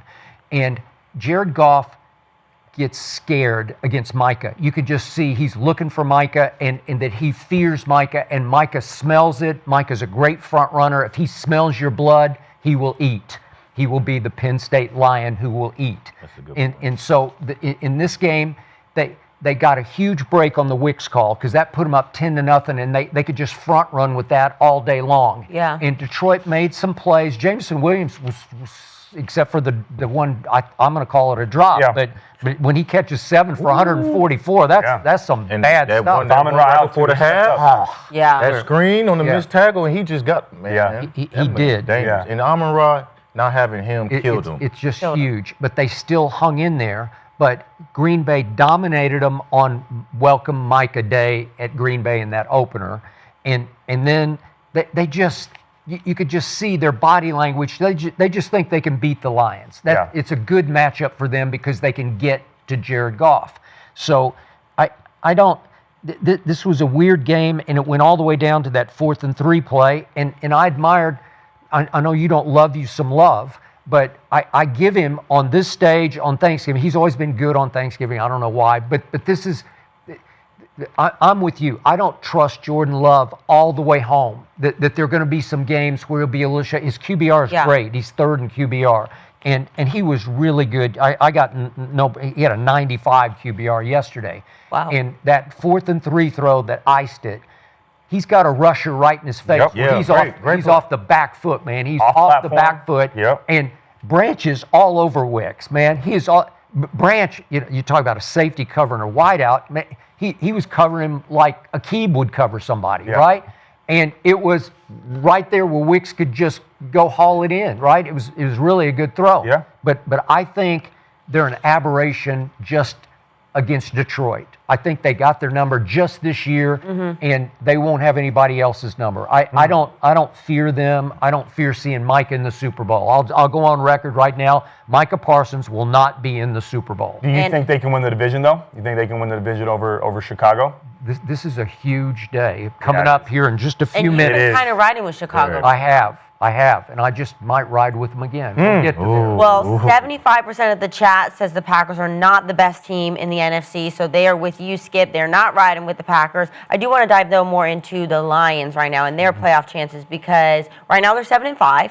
There have been 2-2 since Dan Campbell's taken over play calling, but they lost the heart of their offense, Amon Ross. So he has a low ankle sprain. It's better than a high ankle sprain, but it's still week to week, right? It's barely better, right? Have you ever had a low ankle sprain? I've had both. And how's the recovery on that? The low ankle sprain is usually a week to 2 weeks. The high ankle, you can be down for 4 weeks. Yeah, we've heard that one's bad. Aqib says that one's bad. So now looking at, if you don't have an Amon Ra next week and their schedule, I want to look at their schedule. It's kind of a gauntlet. Lions might. Yeah. You got the Cowboys. We just talked about that. They got the Rams, which the Rams are balling right now. At Rams. Steelers, which is a question mark. They're week to week kind of. Vikings and Bears. That's a tough remaining schedule. So, Cody, you have the Lions making the playoffs?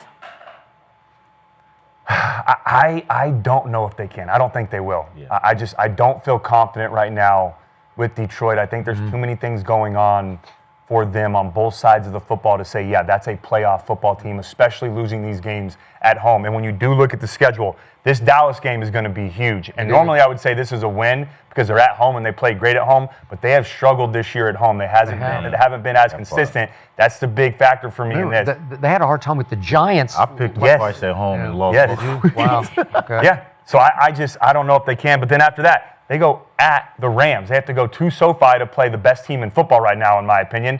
I don't know if they can get that win. The Steelers at home again, you don't know what team's going to show up. You don't know how that defense is going to play. Then they go at Minnesota. I think that's a win. And then they finish the year at Chicago. That's going to be tough as well on the road in that environment. So I don't know, Skip. I think they might lose 3 of these games. I think they're going to miss the playoffs. And I hate saying it because I like Jared Goff. I like Dan Campbell. I believe in what they've built there. But what I've seen so far this year, I just don't feel confident in saying that's a playoff football team. Yeah, I got them going 9-8. They're going to go 2 for 3 of these next 5. And it's a wrap for the Detroit Lions, man. This year at least. There's too many injuries. I think they need to find another play caller to take some load off the head coach, let him do what he does best. And they've had a great, run the last couple years and being successful getting into the playoffs. But this year they will miss those off. That's a guarantee. Ooh. Skip? So I hate the word guarantee when I'm talking about my Cowboys, so I don't want to jinx what's going to happen next Thursday night, but we are better than they are, especially right now because they are decimated.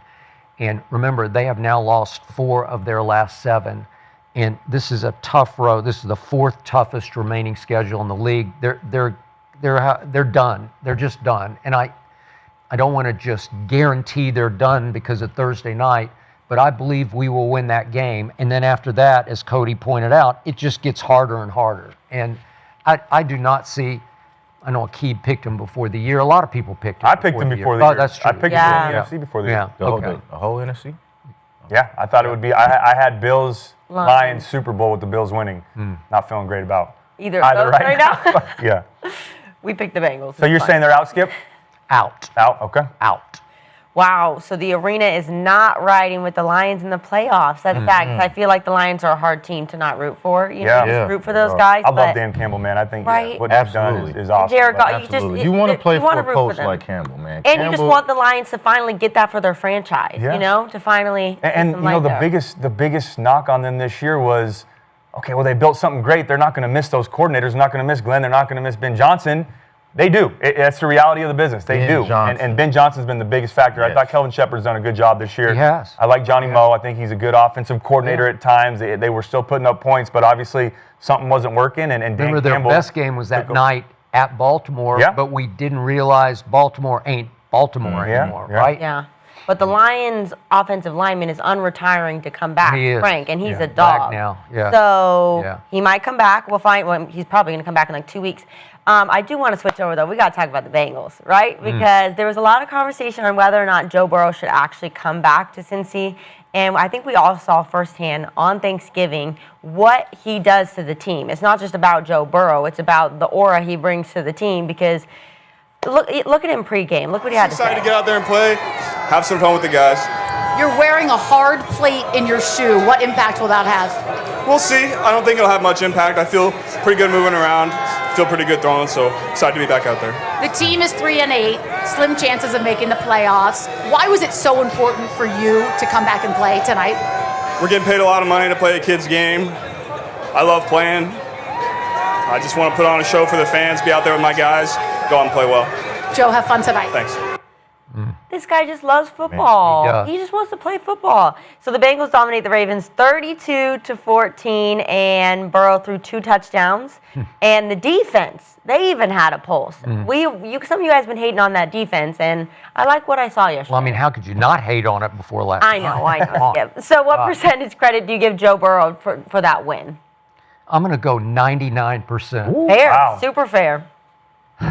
Just on presence alone. Yeah.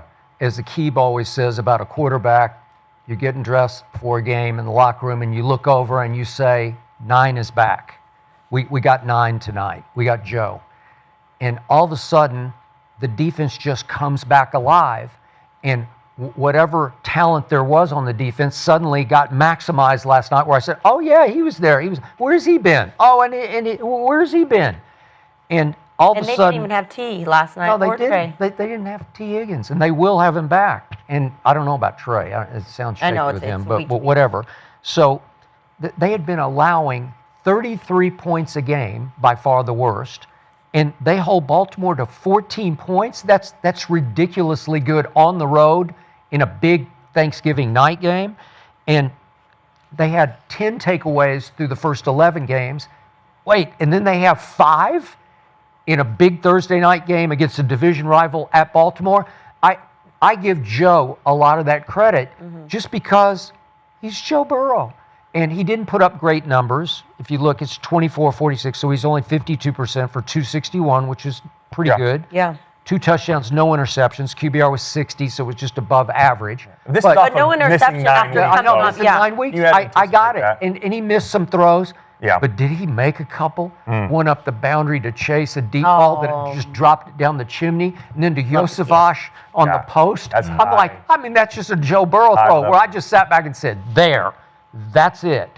That they are back in business. And it was kind of Dallas-esque to me where the switch just flipped all of a sudden just because 9's in the huddle.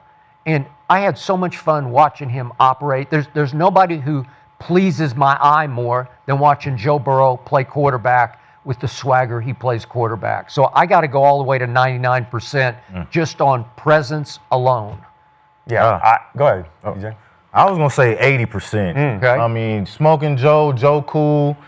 He's the man. He's the man. And when you have that type of aura, that type of confidence, it just oozes on to the rest of the team. They're just so happy to have him back. Like you said, it made the defense play better. The defense had nothing to do with nothing, but it made them play better. But the turnovers, man, Lamar Jackson, the fumbles, you fumbling, 5 turnovers. Sometimes you just got to take the sack, right, Cody? Yes. Just take the sack. Don't make and then the bad the other play one where it slips out his hand, and both of them were in their own territory. it just puts you up. It sets you up for failure. It puts the defense in a terrible situation. We already know their defense isn't very good. Yeah. So Joe did exactly what he's supposed to do, is capitalize on those situations. Even though they only got 3, they scored 12 points off of those drives in the first half where they could have easily scored touchdowns. Yeah. So that's why I wouldn't say, 99 as high as you, because you got to get in the end zone on those plays. But, the Ravens, I don't know what's going on, but Lamar just has to stop turning the ball over. That's why I didn't give him higher, but 80%, is definitely Joe's responsibility for that, man. Yeah, I'm a little bit lower than both of you. I'm going to go 60% and then give 40% to that defense as well. I'm going 60% to Burrow in the offense, 40% to the defense. Because of that, they weren't very good in the red zone. Yeah. They could have been better in the red zone. But I want to start with this. I thought that quote that he said was so cool. The fact that, I'm sure you've heard it before, we heard it all the time, is that you get paid a lot of money to play a kid's game. And when you have that perspective and that mentality at the quarterback position of all positions, guys can feel that and they feed off of that. And they want to be around that type of leader. When you're not coming out playing for clicks and playing for money and worried about yourself and your own stats, you just worry about being a dog and being out there with your guys. He easily could have waited a couple more weeks instead of having to put a steel plate in his damn cleat to go out there with a 1% chance to make the playoffs and go put everything he has on the line to play for his guys. Guys want to play for that. So that alone right there gets half the credit. And then how he played. I thought early on, he missed some throws. That was expected. He wasn't in his Getting flow. back into a rhythm. Some of the timing routes. Some of the spot routes were fine, but the out routes, the timing routes, some of those shots downfield to Jamar, he wasn't connecting quite with him. And you expect that early on, which what surprised me a lot, though, is that they came out rolling out a lot, getting him out of the pocket. The first, drive, I think he rolled out 3 or 4 times and started moving.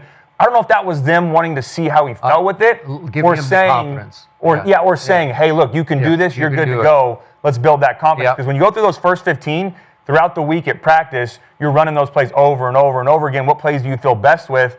It surprised me that those plays he felt best with were rollouts and getting outside of the pocket. So that was good to see. But once he got in the rhythm, made some big time throws. That touchdown to Tanner Hudson, their tight end on the back shoulder over Kyle Hamilton. Big time play. But hell of a catch. Hell of a catch. If you saw they were bunched inside, he gets outside, hesitates a little bit, and then runs almost like a delayed wheel route on Hamilton, who's a hell of a football player. He is. Burrow has to escape the pocket on the run, throws a great back shoulder throw. And then that play to Yossi. That is high level stuff. It's 3rd and 9. You see that too. That's that Baltimore defense, that Wink Martindale, that defense that they've had for so long, the Mike McDonald, and now you have Zachary Orr. They have double A gaps, and Hamilton was one of the A gap defenders, and then they have both guys on the outside looking like pressure. Basically, 7 or 8 guys on the line of scrimmage. Burrow recognizes that. Well, what do you do with double A gap pressure? You bring a tight end or a running back in to block one of those A gaps. You send the line the other way. You bring Sample in, puts him in the left A gap, but the most important thing he did was bring in Samaje Perine for protection.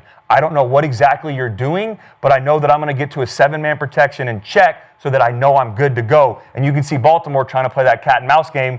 They check out, start hitting their helmets. Well, what do? They end up showing the double A gap. They bring Marlon Humphrey now off that side. They bring the left A gap, and then they also bring the safety backside. And Perine is on the right side. He does a hell of a job. He recognizes that I have my responsibility, but I also have everyone else. And if you go back and watch it on tape, he saves that play. He sees the safety backside. He looks, goes underneath Burrow, gets a piece of him just to knock him off, and then Burrow recognizes that Roquan Smith is bailing out. He has to throw it over him, under the safety to Yossi. It was a dime. To be able to come back in your first game and just without missing a beat, dissect what they're doing on defense, bring in, change the protection, put Sample in the A-gap, and then throw a dot to Yossi and that type of play. It's big time. So I got to give him a lot of credit. But to your point, the defense, I think the defense played really good, man. I got to give them. Missed that block on that sack by Humphrey earlier. So he redeemed himself. He did. Yeah. He stepped up too far and missed the it was a nasty split. But that wasn't who missed the block? Perine. Oh, Perine, yeah. Well, so this time, that wasn't their original call, though. You see them do this. So they're checking the play at the line, trying to go back and forth. But you know that the line has that right A gap out. They're going to go to the widest. As soon as he leaves, we're working to the widest, which was Marlon Humphrey. Exactly. But Samaje Perine, it's so tough as a running back in those situations, too. Because your responsibility is who your backer is, to everyone else. You have all secondary, and for him to see that, you can see him look over to see the safety coming on the backside to get over there to pick it up. That made the play, but that's credit to Burrow to putting them in the right spot to win. They were killing clock late. I've never seen a quarterback do this. He starts yelling out the clock. Clock down. 7, 6, 5. We got time. What? We got time. Yeah, That's just being careful. You don't want to jump offside. You don't want to get a false start. You don't want to do anything dumb. But I never seen that. Well, so what they'll go milk, right? So you get up there and you know that you don't want to snap it until at least 3 seconds. Well, when guys get up there with 15 seconds left, they're holding their water, getting anticipation. That's just being a leader, man. That's Joe Cool. Hey, Joe Cool. Calm down, relax. Joe Hey, Cool, Ted, man. which is our center. Ted, I was with him in New England. Hell of an offensive lineman. But Ted, we got 15 here. Wait a second. Hey, 8, 6, or 7, 6, 5. I'm going to count it down. Let's snap it. Let's take some time off. That's what you want, man. That's a leader. That's important stuff. What I love to watch, just on television, is Joe taking the snap, and to your point, it's just such high IQ in such warp speed where you can just see his eyes shift. Boom, boom. I think I'm going to do that. Yeah. And it's not like he has a cannon, but he can, when he needs to, he'll put a little extra mustard on it. But he's just throwing sweet passes that are just right. He's picking the right place, right time with the right throw. Yeah. And it's just hard to keep doing that. I just love to watch him sort of control a football game. And again, thanks in large part to the Ravens, he controlled the game from start to finish. Yeah. I was just in awe of it. Not like calling it the Ravens, sure, but we've seen the Ravens recently. They've been better. Yeah. Make quarterbacks struggle with those same third down looks. But Joe Burrow coming out Not there, Joe Burrow. By the way, he has now started 3 games this year as Joe Burrow, and they're 3-0 with Joe Burrow. Thank you. And what is it, 1-8 with with anybody else? Fluco. But they had Browning also took a couple of those losses. Yep. But let's look at the Ravens. Also, beautiful explanation, Cody. You really dissect the game so well. I always want to make sure people understand just how high level that is. Yeah. Instead of just the play happening, great throw to Yossi game. Like, no, there's so many games within the game. You give us a quarterback masterclass. And levels, yeah. So I hope it explained right. But yeah, no, I enjoy that. But let's talk about the other quarterback now, because the Ravens, they were coming off of 5 straight wins. So started the season super rough, 5 straight wins, and then I think last night got brought back to earth and turned the ball over 5 times, 3 of which were on Lamar Jackson. And Lamar Jackson, we can all say, one of the best quarterbacks in the league, used to be. So I agree. This is what Lamar had to say after the game. I want to look at that because he's frustrated. Nah, I just got to play consistent. Can't have turnovers, especially in any game, not just this game, but any game. Can't have turnovers, 2 fumbles, in the interception, till interception. We got to be consistent. We put our defense on the field too much. We can't have that. I can't describe the level of frustration. I'm ticked off. It's not even frustrating. I'm just mad because, like I said, we can't have that. And turnovers is a big part of winning, losing games. And turning the ball over, giving them an extra possession, this is the outcome.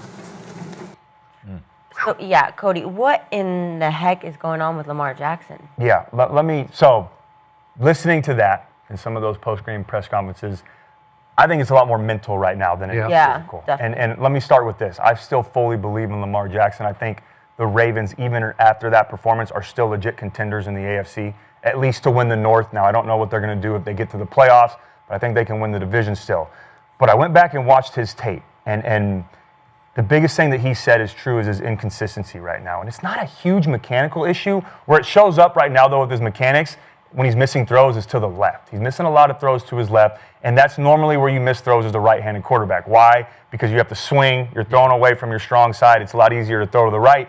But when I watch his tape, one thing I think that he could do a little bit better, and I'm nitpicking here, this is being critical, is that when you throw to your left as a quarterback, you want to get that left hip open. And I always tell quarterbacks, you don't ever throw right, middle, or left. Everything is a straight throw. Why? Because by the time I get my base there, even throwing to the left, and I make sure I'm lined up with my receiver, it just becomes a straight throw. If I'm throwing to TJ, if I get my base, straight throw. Throwing to Skip, get my base, it all becomes a straight throw. Some of that is mental, but you could tell he's kind of blocking himself a little bit. So now you're working against your body. What you want to do is stay loaded, get that hip open, put your foot, when you stride, outside of your target so everything's inside your chest. Just make it easy on yourself. It almost turns into, like I mentioned, a straight throw.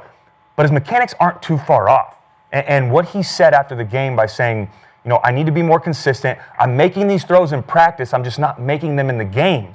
That tells me it's mental. And normally you see that from a young quarterback to where they can make them in practice in a controlled environment and they're comfortable. When they get to the game, they have performance anxiety.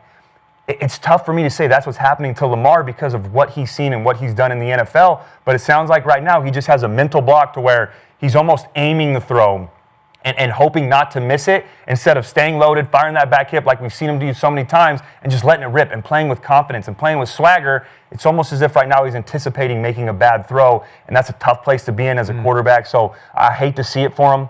It's not a huge thing that he has to get corrected. It's not a big fix when it comes to mechanics and mental side of things. You just got to start. It's like a shooter. You got to see a couple go in, start making some of those throws to the left. He made a couple in that game. I thought some of his receivers could have helped him out. But once you get back into a rhythm, it helps. But the biggest thing he has to do right now is protect the football.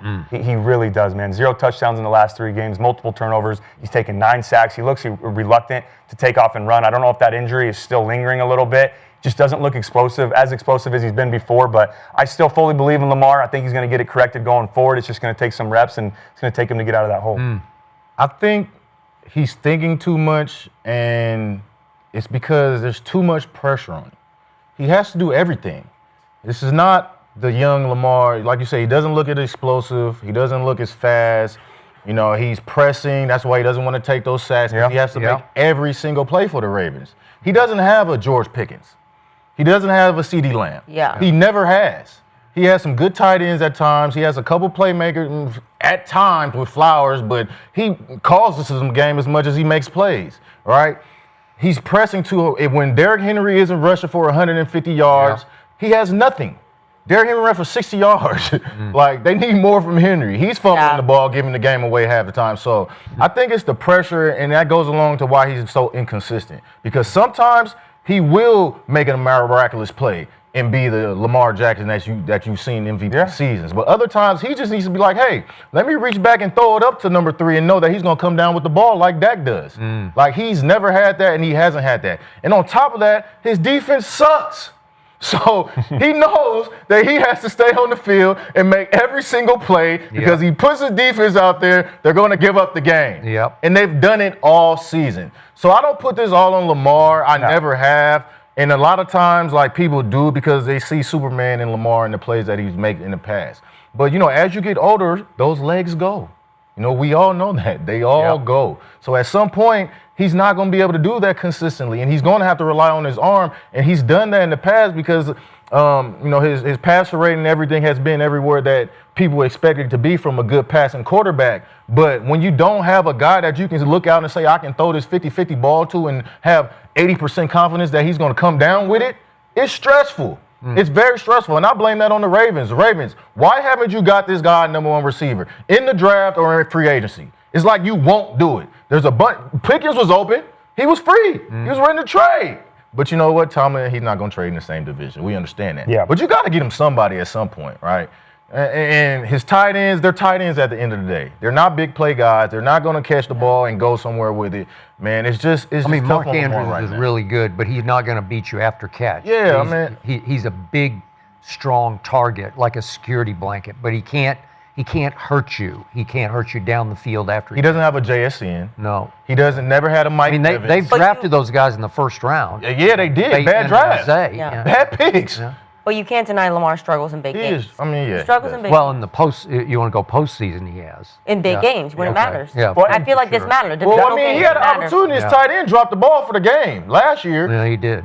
That was Mark Andrews. Mark Andrews, best tight end, dropped the ball, so it's not all on Lamar. No, not at all. So I'm not going to make excuses for Lamar. I'm just going to tell you what my eyes tell me. He ain't right. Something's wrong physically with him. And to that point, you realize he's been on the injury report each of the last 3 weeks for something different than his hamstring. It's been this and this and this. And I keep saying, well, what about his hamstring? Because that's what kept him out for a while. No hamstring on the injury report. He just beat all to hell. He's taken too many hits. He's not right, and I don't know if he's going to be able to get back right because I've watched him closely now at Cleveland, Jets, and then Bengals last night at home. Jets and Bengals at home. So that's 3 straight games. Here are his numbers cumulative for those 3 games. His QBR composite for those three is a 29, scale 0 to 100.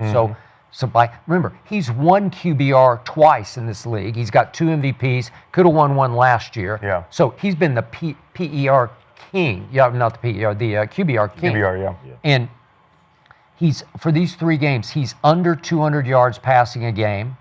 He's 0 touchdowns to 3 picks and 2 lost fumbles. This ain't Lamar, man. That's great. And he's running for under 3 yards a carry in these 3 games. Okay, those are bad quarterback stats. Those are like Cam Ward-esque kind of stats that would be at the bottom of the barrel. Well, this is Lamar freaking Jackson, and because of that, they barely survived at Cleveland. They had a hard time overcoming the Jets, and then they got run off their own field by the Bengals with the worst defense in pro football until Joe came back. Yeah. So I just think he's beat up, and because the movement doesn't look right anymore. It's out of sync. It's awkward. It's not confident. It's indecisive. He's fighting his ass off as he always does, and he's like throwing the ball, losing the ball, losing grip. Trying to do too much. Your number 1 and 2 receivers. Yeah. Zay Flowers, 2 receptions for 6 yards. Bateman, 0 catches. Yeah, it doesn't Likely work. went 5 for 95, but he's been out half the season too. Yeah. So he's just now getting him back. And then he got stripped at the goal line. Boy, there you go. Okay. So I want to do quickly it. though from each of you guys because we got to do it quick. Who's gonna win the North then for the AFC North? The North? Yeah. Who do you guys? It's up for grabs right now. It is. I need a quick answer Ravens. You think Ravens? I do too. Yeah. I think the Ravens still find a way to win. Dang. They played the Bengals again. Yep. This Bengals at Buffalo game is just like the Detroit at Dallas. If the Bengals go beat Don't say. Are you going to say what I think you're going to say? Skip, say it then. Win out and win the North. You say the Bengals win the North. Yeah. Why not? I love it. Well, I picked them before the year, and I'm back Yeah, in the now you're Bengals. right. Hey. Win the North. Let's go. And then we get the Cowboys Bengals Super Bowl, right, Skip? We got a shot. All right, guys, we got to move on because we got to talk about Shedeur Sanders' second start, right, versus my Niners. So looking ahead at the weekend, we got Shedeur his second start with the Niners. They are going to be home at Cleveland. So Shedeur Sanders was asked about the rumors surrounding the relationship he has with his head coach Stefanski. And Shedeur, of course, he's delivering some veteran answers. Let's look at it. From you, but all your supporters out there say that Kevin Stefanski was sabotaging you. So you just want to start trouble, huh? I want to ask you what your relationship with him is. Yeah, well, what people do outside the building isn't really in my control. It's not in my power. So I don't. Yeah, like I could go out there and tell them to do whatever. That's not nothing I could control or nothing I could do. But overall, I'm just happy to be here. Coach Stefanski, you've been coaching since I got here, and you've been doing a very great job, with everything that's going on. But what is your relationship like with him and when we don't see you guys together? Definitely like a coach. He tells me what I need to do on and off the field. We definitely grown. Our relationship and everything has grown, so I'm just thankful to be here. The reporter was trying to start some drama. He's trying to stir the ball up. I hate that. He handled that so well, though. He did. That was really good. Yeah, he's kind of learning now. So I want to know, Cody, what can we expect from Shedeur this weekend in the Browns? And is he going to beat the Niners this weekend? They have a shot, but they have to do a couple things, and this is what I want to see from Shedeur and the Browns offense in this game that I think will give them the best opportunity. The first thing they have to do is Tommy Rees needs to come up with a great base game plan. They have to win, and when I talk about base game plan, I mean first and second down. That's your early install. You have to start winning on first and second down. Last week against the Raiders, they had 12 third downs. 11 of those were 3rd and 8 or more. They were. 6 of those, Skip, were 3rd and 11 plus. Yep. That is so difficult, not even as a rookie, but as a veteran quarterback to be put in that position consistently on third down. It's impossible to win. It's impossible to be efficient. They have to win on early down and distances. The other thing I want to see this week again, get some quick game going. Get the ball out of his hands. I promise you Robert Saleh is going to come up with a huge game plan I was just going to say, get Robert pressure on him. They're going to light him up all game long. That's what he does. But how do you go against that? Go quick game. Get some max protection, even slide the line, go full slide, know where my hots are, know where my pressures are, get some slants early, get some hitches to Judy, get the ball to Fannin out in the flat, let them go make some plays, start to frustrate that pass rush for the 49ers. And then when you take your shots down the field, There's going to be some weather involved, and I'll get to that in a second, but when you have opportunities to take shots down the field, then you go max protection. Put the tight end in, put the running back in, go 7-man pass pro, then you can start dissecting those 2-man routes with your running back in the flat. Get to that later on. Another thing, though, too, you know how you slow down this pass rush? You couldn't do it last week on the road because it was all nonverbal. Now you're at home, though. Give me some double cadence. Give me some Andrew Luck. Hot, hot, hot. You know, but Reese has to get to the line of scrimmage in time for him to be able to do that. True. Call it DC. As a rookie, I was huge on that. DC's double cadence. Every time I got up there, especially on third down, DC. Hot, hot, hot. Let them see what they're going to do. Maybe even go triple. Hot, hot. Show their hand. Then I can check off of that and then go execute the play call. But if you don't give them time to get up to the line and dissect what they're doing defensively and try to slow down that pass rush with some different cadences, good point. It's going to be impossible for him to play efficient. The other thing that I'd like to see, get him on a run, get him on the run again a little bit this week. Don't let him sit in the pocket. Get him outside of the pocket. Don't just go left every time, though. All 3 of his rollouts last week when they were doing play action were to the left. We saw how good he can throw on the run to the right, the one to Bond, and then resetting to Judy on the deep dig route. Let him get some play action, go to the right. You can throw one in there back to the left to keep the defense honest. I'm not saying go all 5 to the right, but give me 3 or 4 rollouts to the right, then mix it in with the left side rollout if you want to get to it. That's something else they got to do. And then another thing he has to do, and I think most important for Shedeur this week, is great with his decision-making and ball security. This game, when you have a cold weather game, I played in some of these, Lake Erie, that wind, it's not even quite snowing, it's not raining, it's right in the middle. It's going to be difficult. Ball security is a huge factor, but as a defense, you're sitting there going, punch outs, tips, overthrows, we're going to work on everything this week. Shedeur has to be great with his ball security, and he also has to be great with his decision-making outside of the pocket and when he's throwing the ball down the field. You can't give the 49ers extra possessions, but that works well for their defense too, because the 49ers have been struggling, especially Brock Purdy, with turning the football over. So it's going to come down to, for me, whether Purdy or Shedeur protects the football more. I think that's going to be a difference in this game. And then the final thing, get the run game going. Let's get Judkins going. Last week, they averaged 2.4 yards per rush. It is so difficult as a rookie quarterback to go out and execute a game plan without an efficient run game. Your best friend as a quarterback is a great run game. Then you can get some play actions off of that. So if they can do all those things well, the defense keeps playing like they are. They're one of the best defenses in the league. Broncos are number 1, but the Texans and the Browns are right up there with them. But if they can keep that up, I think they do have a legit shot winning in this game. I really believe they can. Okay, but you have to make a pick right now. Who are you make a pick? I'm going to ride with the Browns. I'm going to say the Browns get the win. I'm going to say the Browns win 17-14 in a, don't want to say ugly, but in that weather, in that environment, I think it's going to be sloppy. I just think it's going to come down to who can protect the football more. And hopefully Tommy Rees puts Shedeur Sanders in a position to go out and execute a game. All right. Oh, man, that was eloquent. Everything you said about offensive game plan. Yes. But you got to send that to the defense. Offensive coordinator. Let your defense win this ball game. Let your top-ranked defense, the best defensive player in the league, win this defense. Put your quarterback in easy situations. Now, we all know Robert Saleh is a good coordinator, but they have not been getting to the quarterback. No. They are like towards the bottom in sacks. Well, Nick Foles is hurt. Well, I don't care what it is. They're not getting to the quarterback. So make it easy on Shedeur. Run the ball, run the ball, run the ball. Run the clock, run the ball. Create some turnovers on defense, get some sacks, maybe a strip sack, scoop and score, those type of situations. Play the field control game. Field position game. You know, field position is going to be amazing. And if you get some field goals out of field position, you can beat the Niners. Now, this is the AFC North we're talking about. Going against the NFC West. I expect it to be way more physical coming from the AFC North. This is in their backyard. It's a Cleveland ball game. You're in the dog pound. They have a confidence coming into that game with Shedeur. I think everything's in the Browns' favor. I grew up in San Francisco, been a diehard Niner fan my whole life. You know when that stopped? When I was drafted by the Cleveland Browns. So I got the Browns this game. I think it's going to be a low-scoring game. You guys are wild. We're going to keep it real tight. You know, I'm going to say 17-10, 17-13, something like that. You know, it's going to be ugly out there. If you that wind coming off Lake Erie going to bite you right in the ass like a pit bull dog. I believe in the Browns this game. I believe in Shedeur. There's a different type of energy, like when Joe Burrow stepped onto that field. Shedeur brings that same type of energy. I agree. He brings it to the offense. He brings it to the defense. He does. And this is why they're going to win the game. Kinsey, you're not going to like what I have. No, I love it. I love when because your rule. If you all pick one, and then I'm going to pick the Niners. But you have no choice but to pick the team that you love, right? No, but so you guys you're not have false objective hope at all, in this kid. right? It's his second start. You're playing against Robert Saleh and that defense.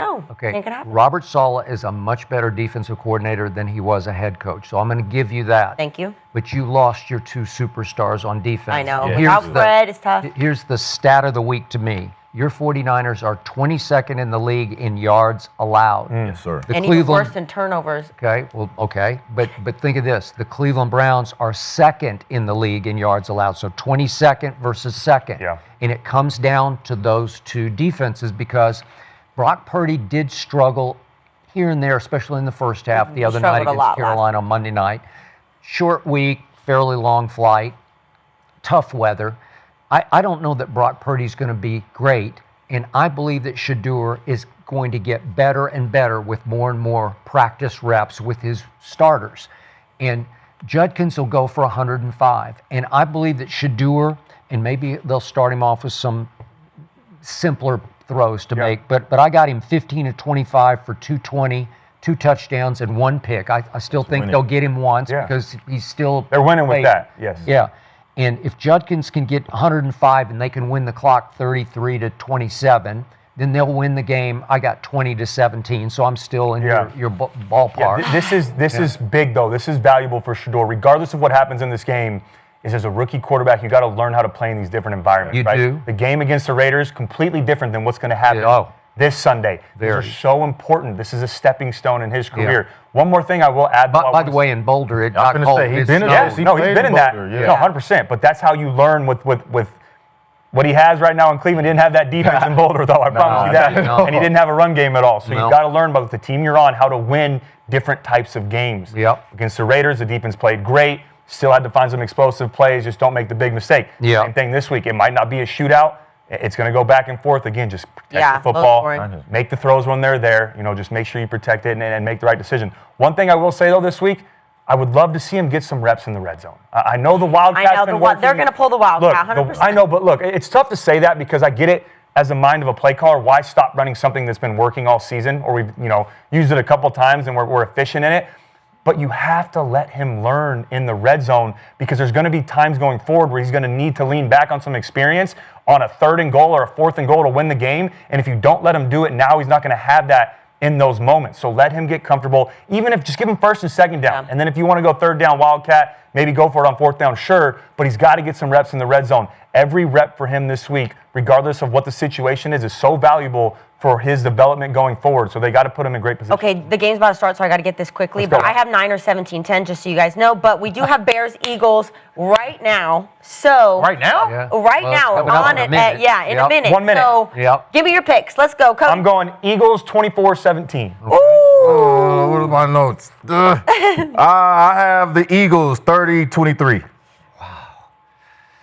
I am so torn about this. Do it, Skip. I was too. Do it. I was. TJ, what was the have score? a feeling about the Bears. You can't pick the Eagles or the Cowboys. The Bears are giving up too much on the man. Skip, I know you're going Bears. I've been feeling your energy. I just hate the Philadelphia Eagles, so I'm going Bears. I'll go 24-22. It's some weird cold weather game that Caleb will make a little late magic. Really? Yeah. I'm not sold on the Bears yet, Skip, so I'm going to go also Eagles. So we got 3 for the Eagles, 1 for the Bears. Yep. The game is starting right now, so thank you guys so much for watching The Arena Gridiron presented by Underdog, and we will see you on Monday. Wow.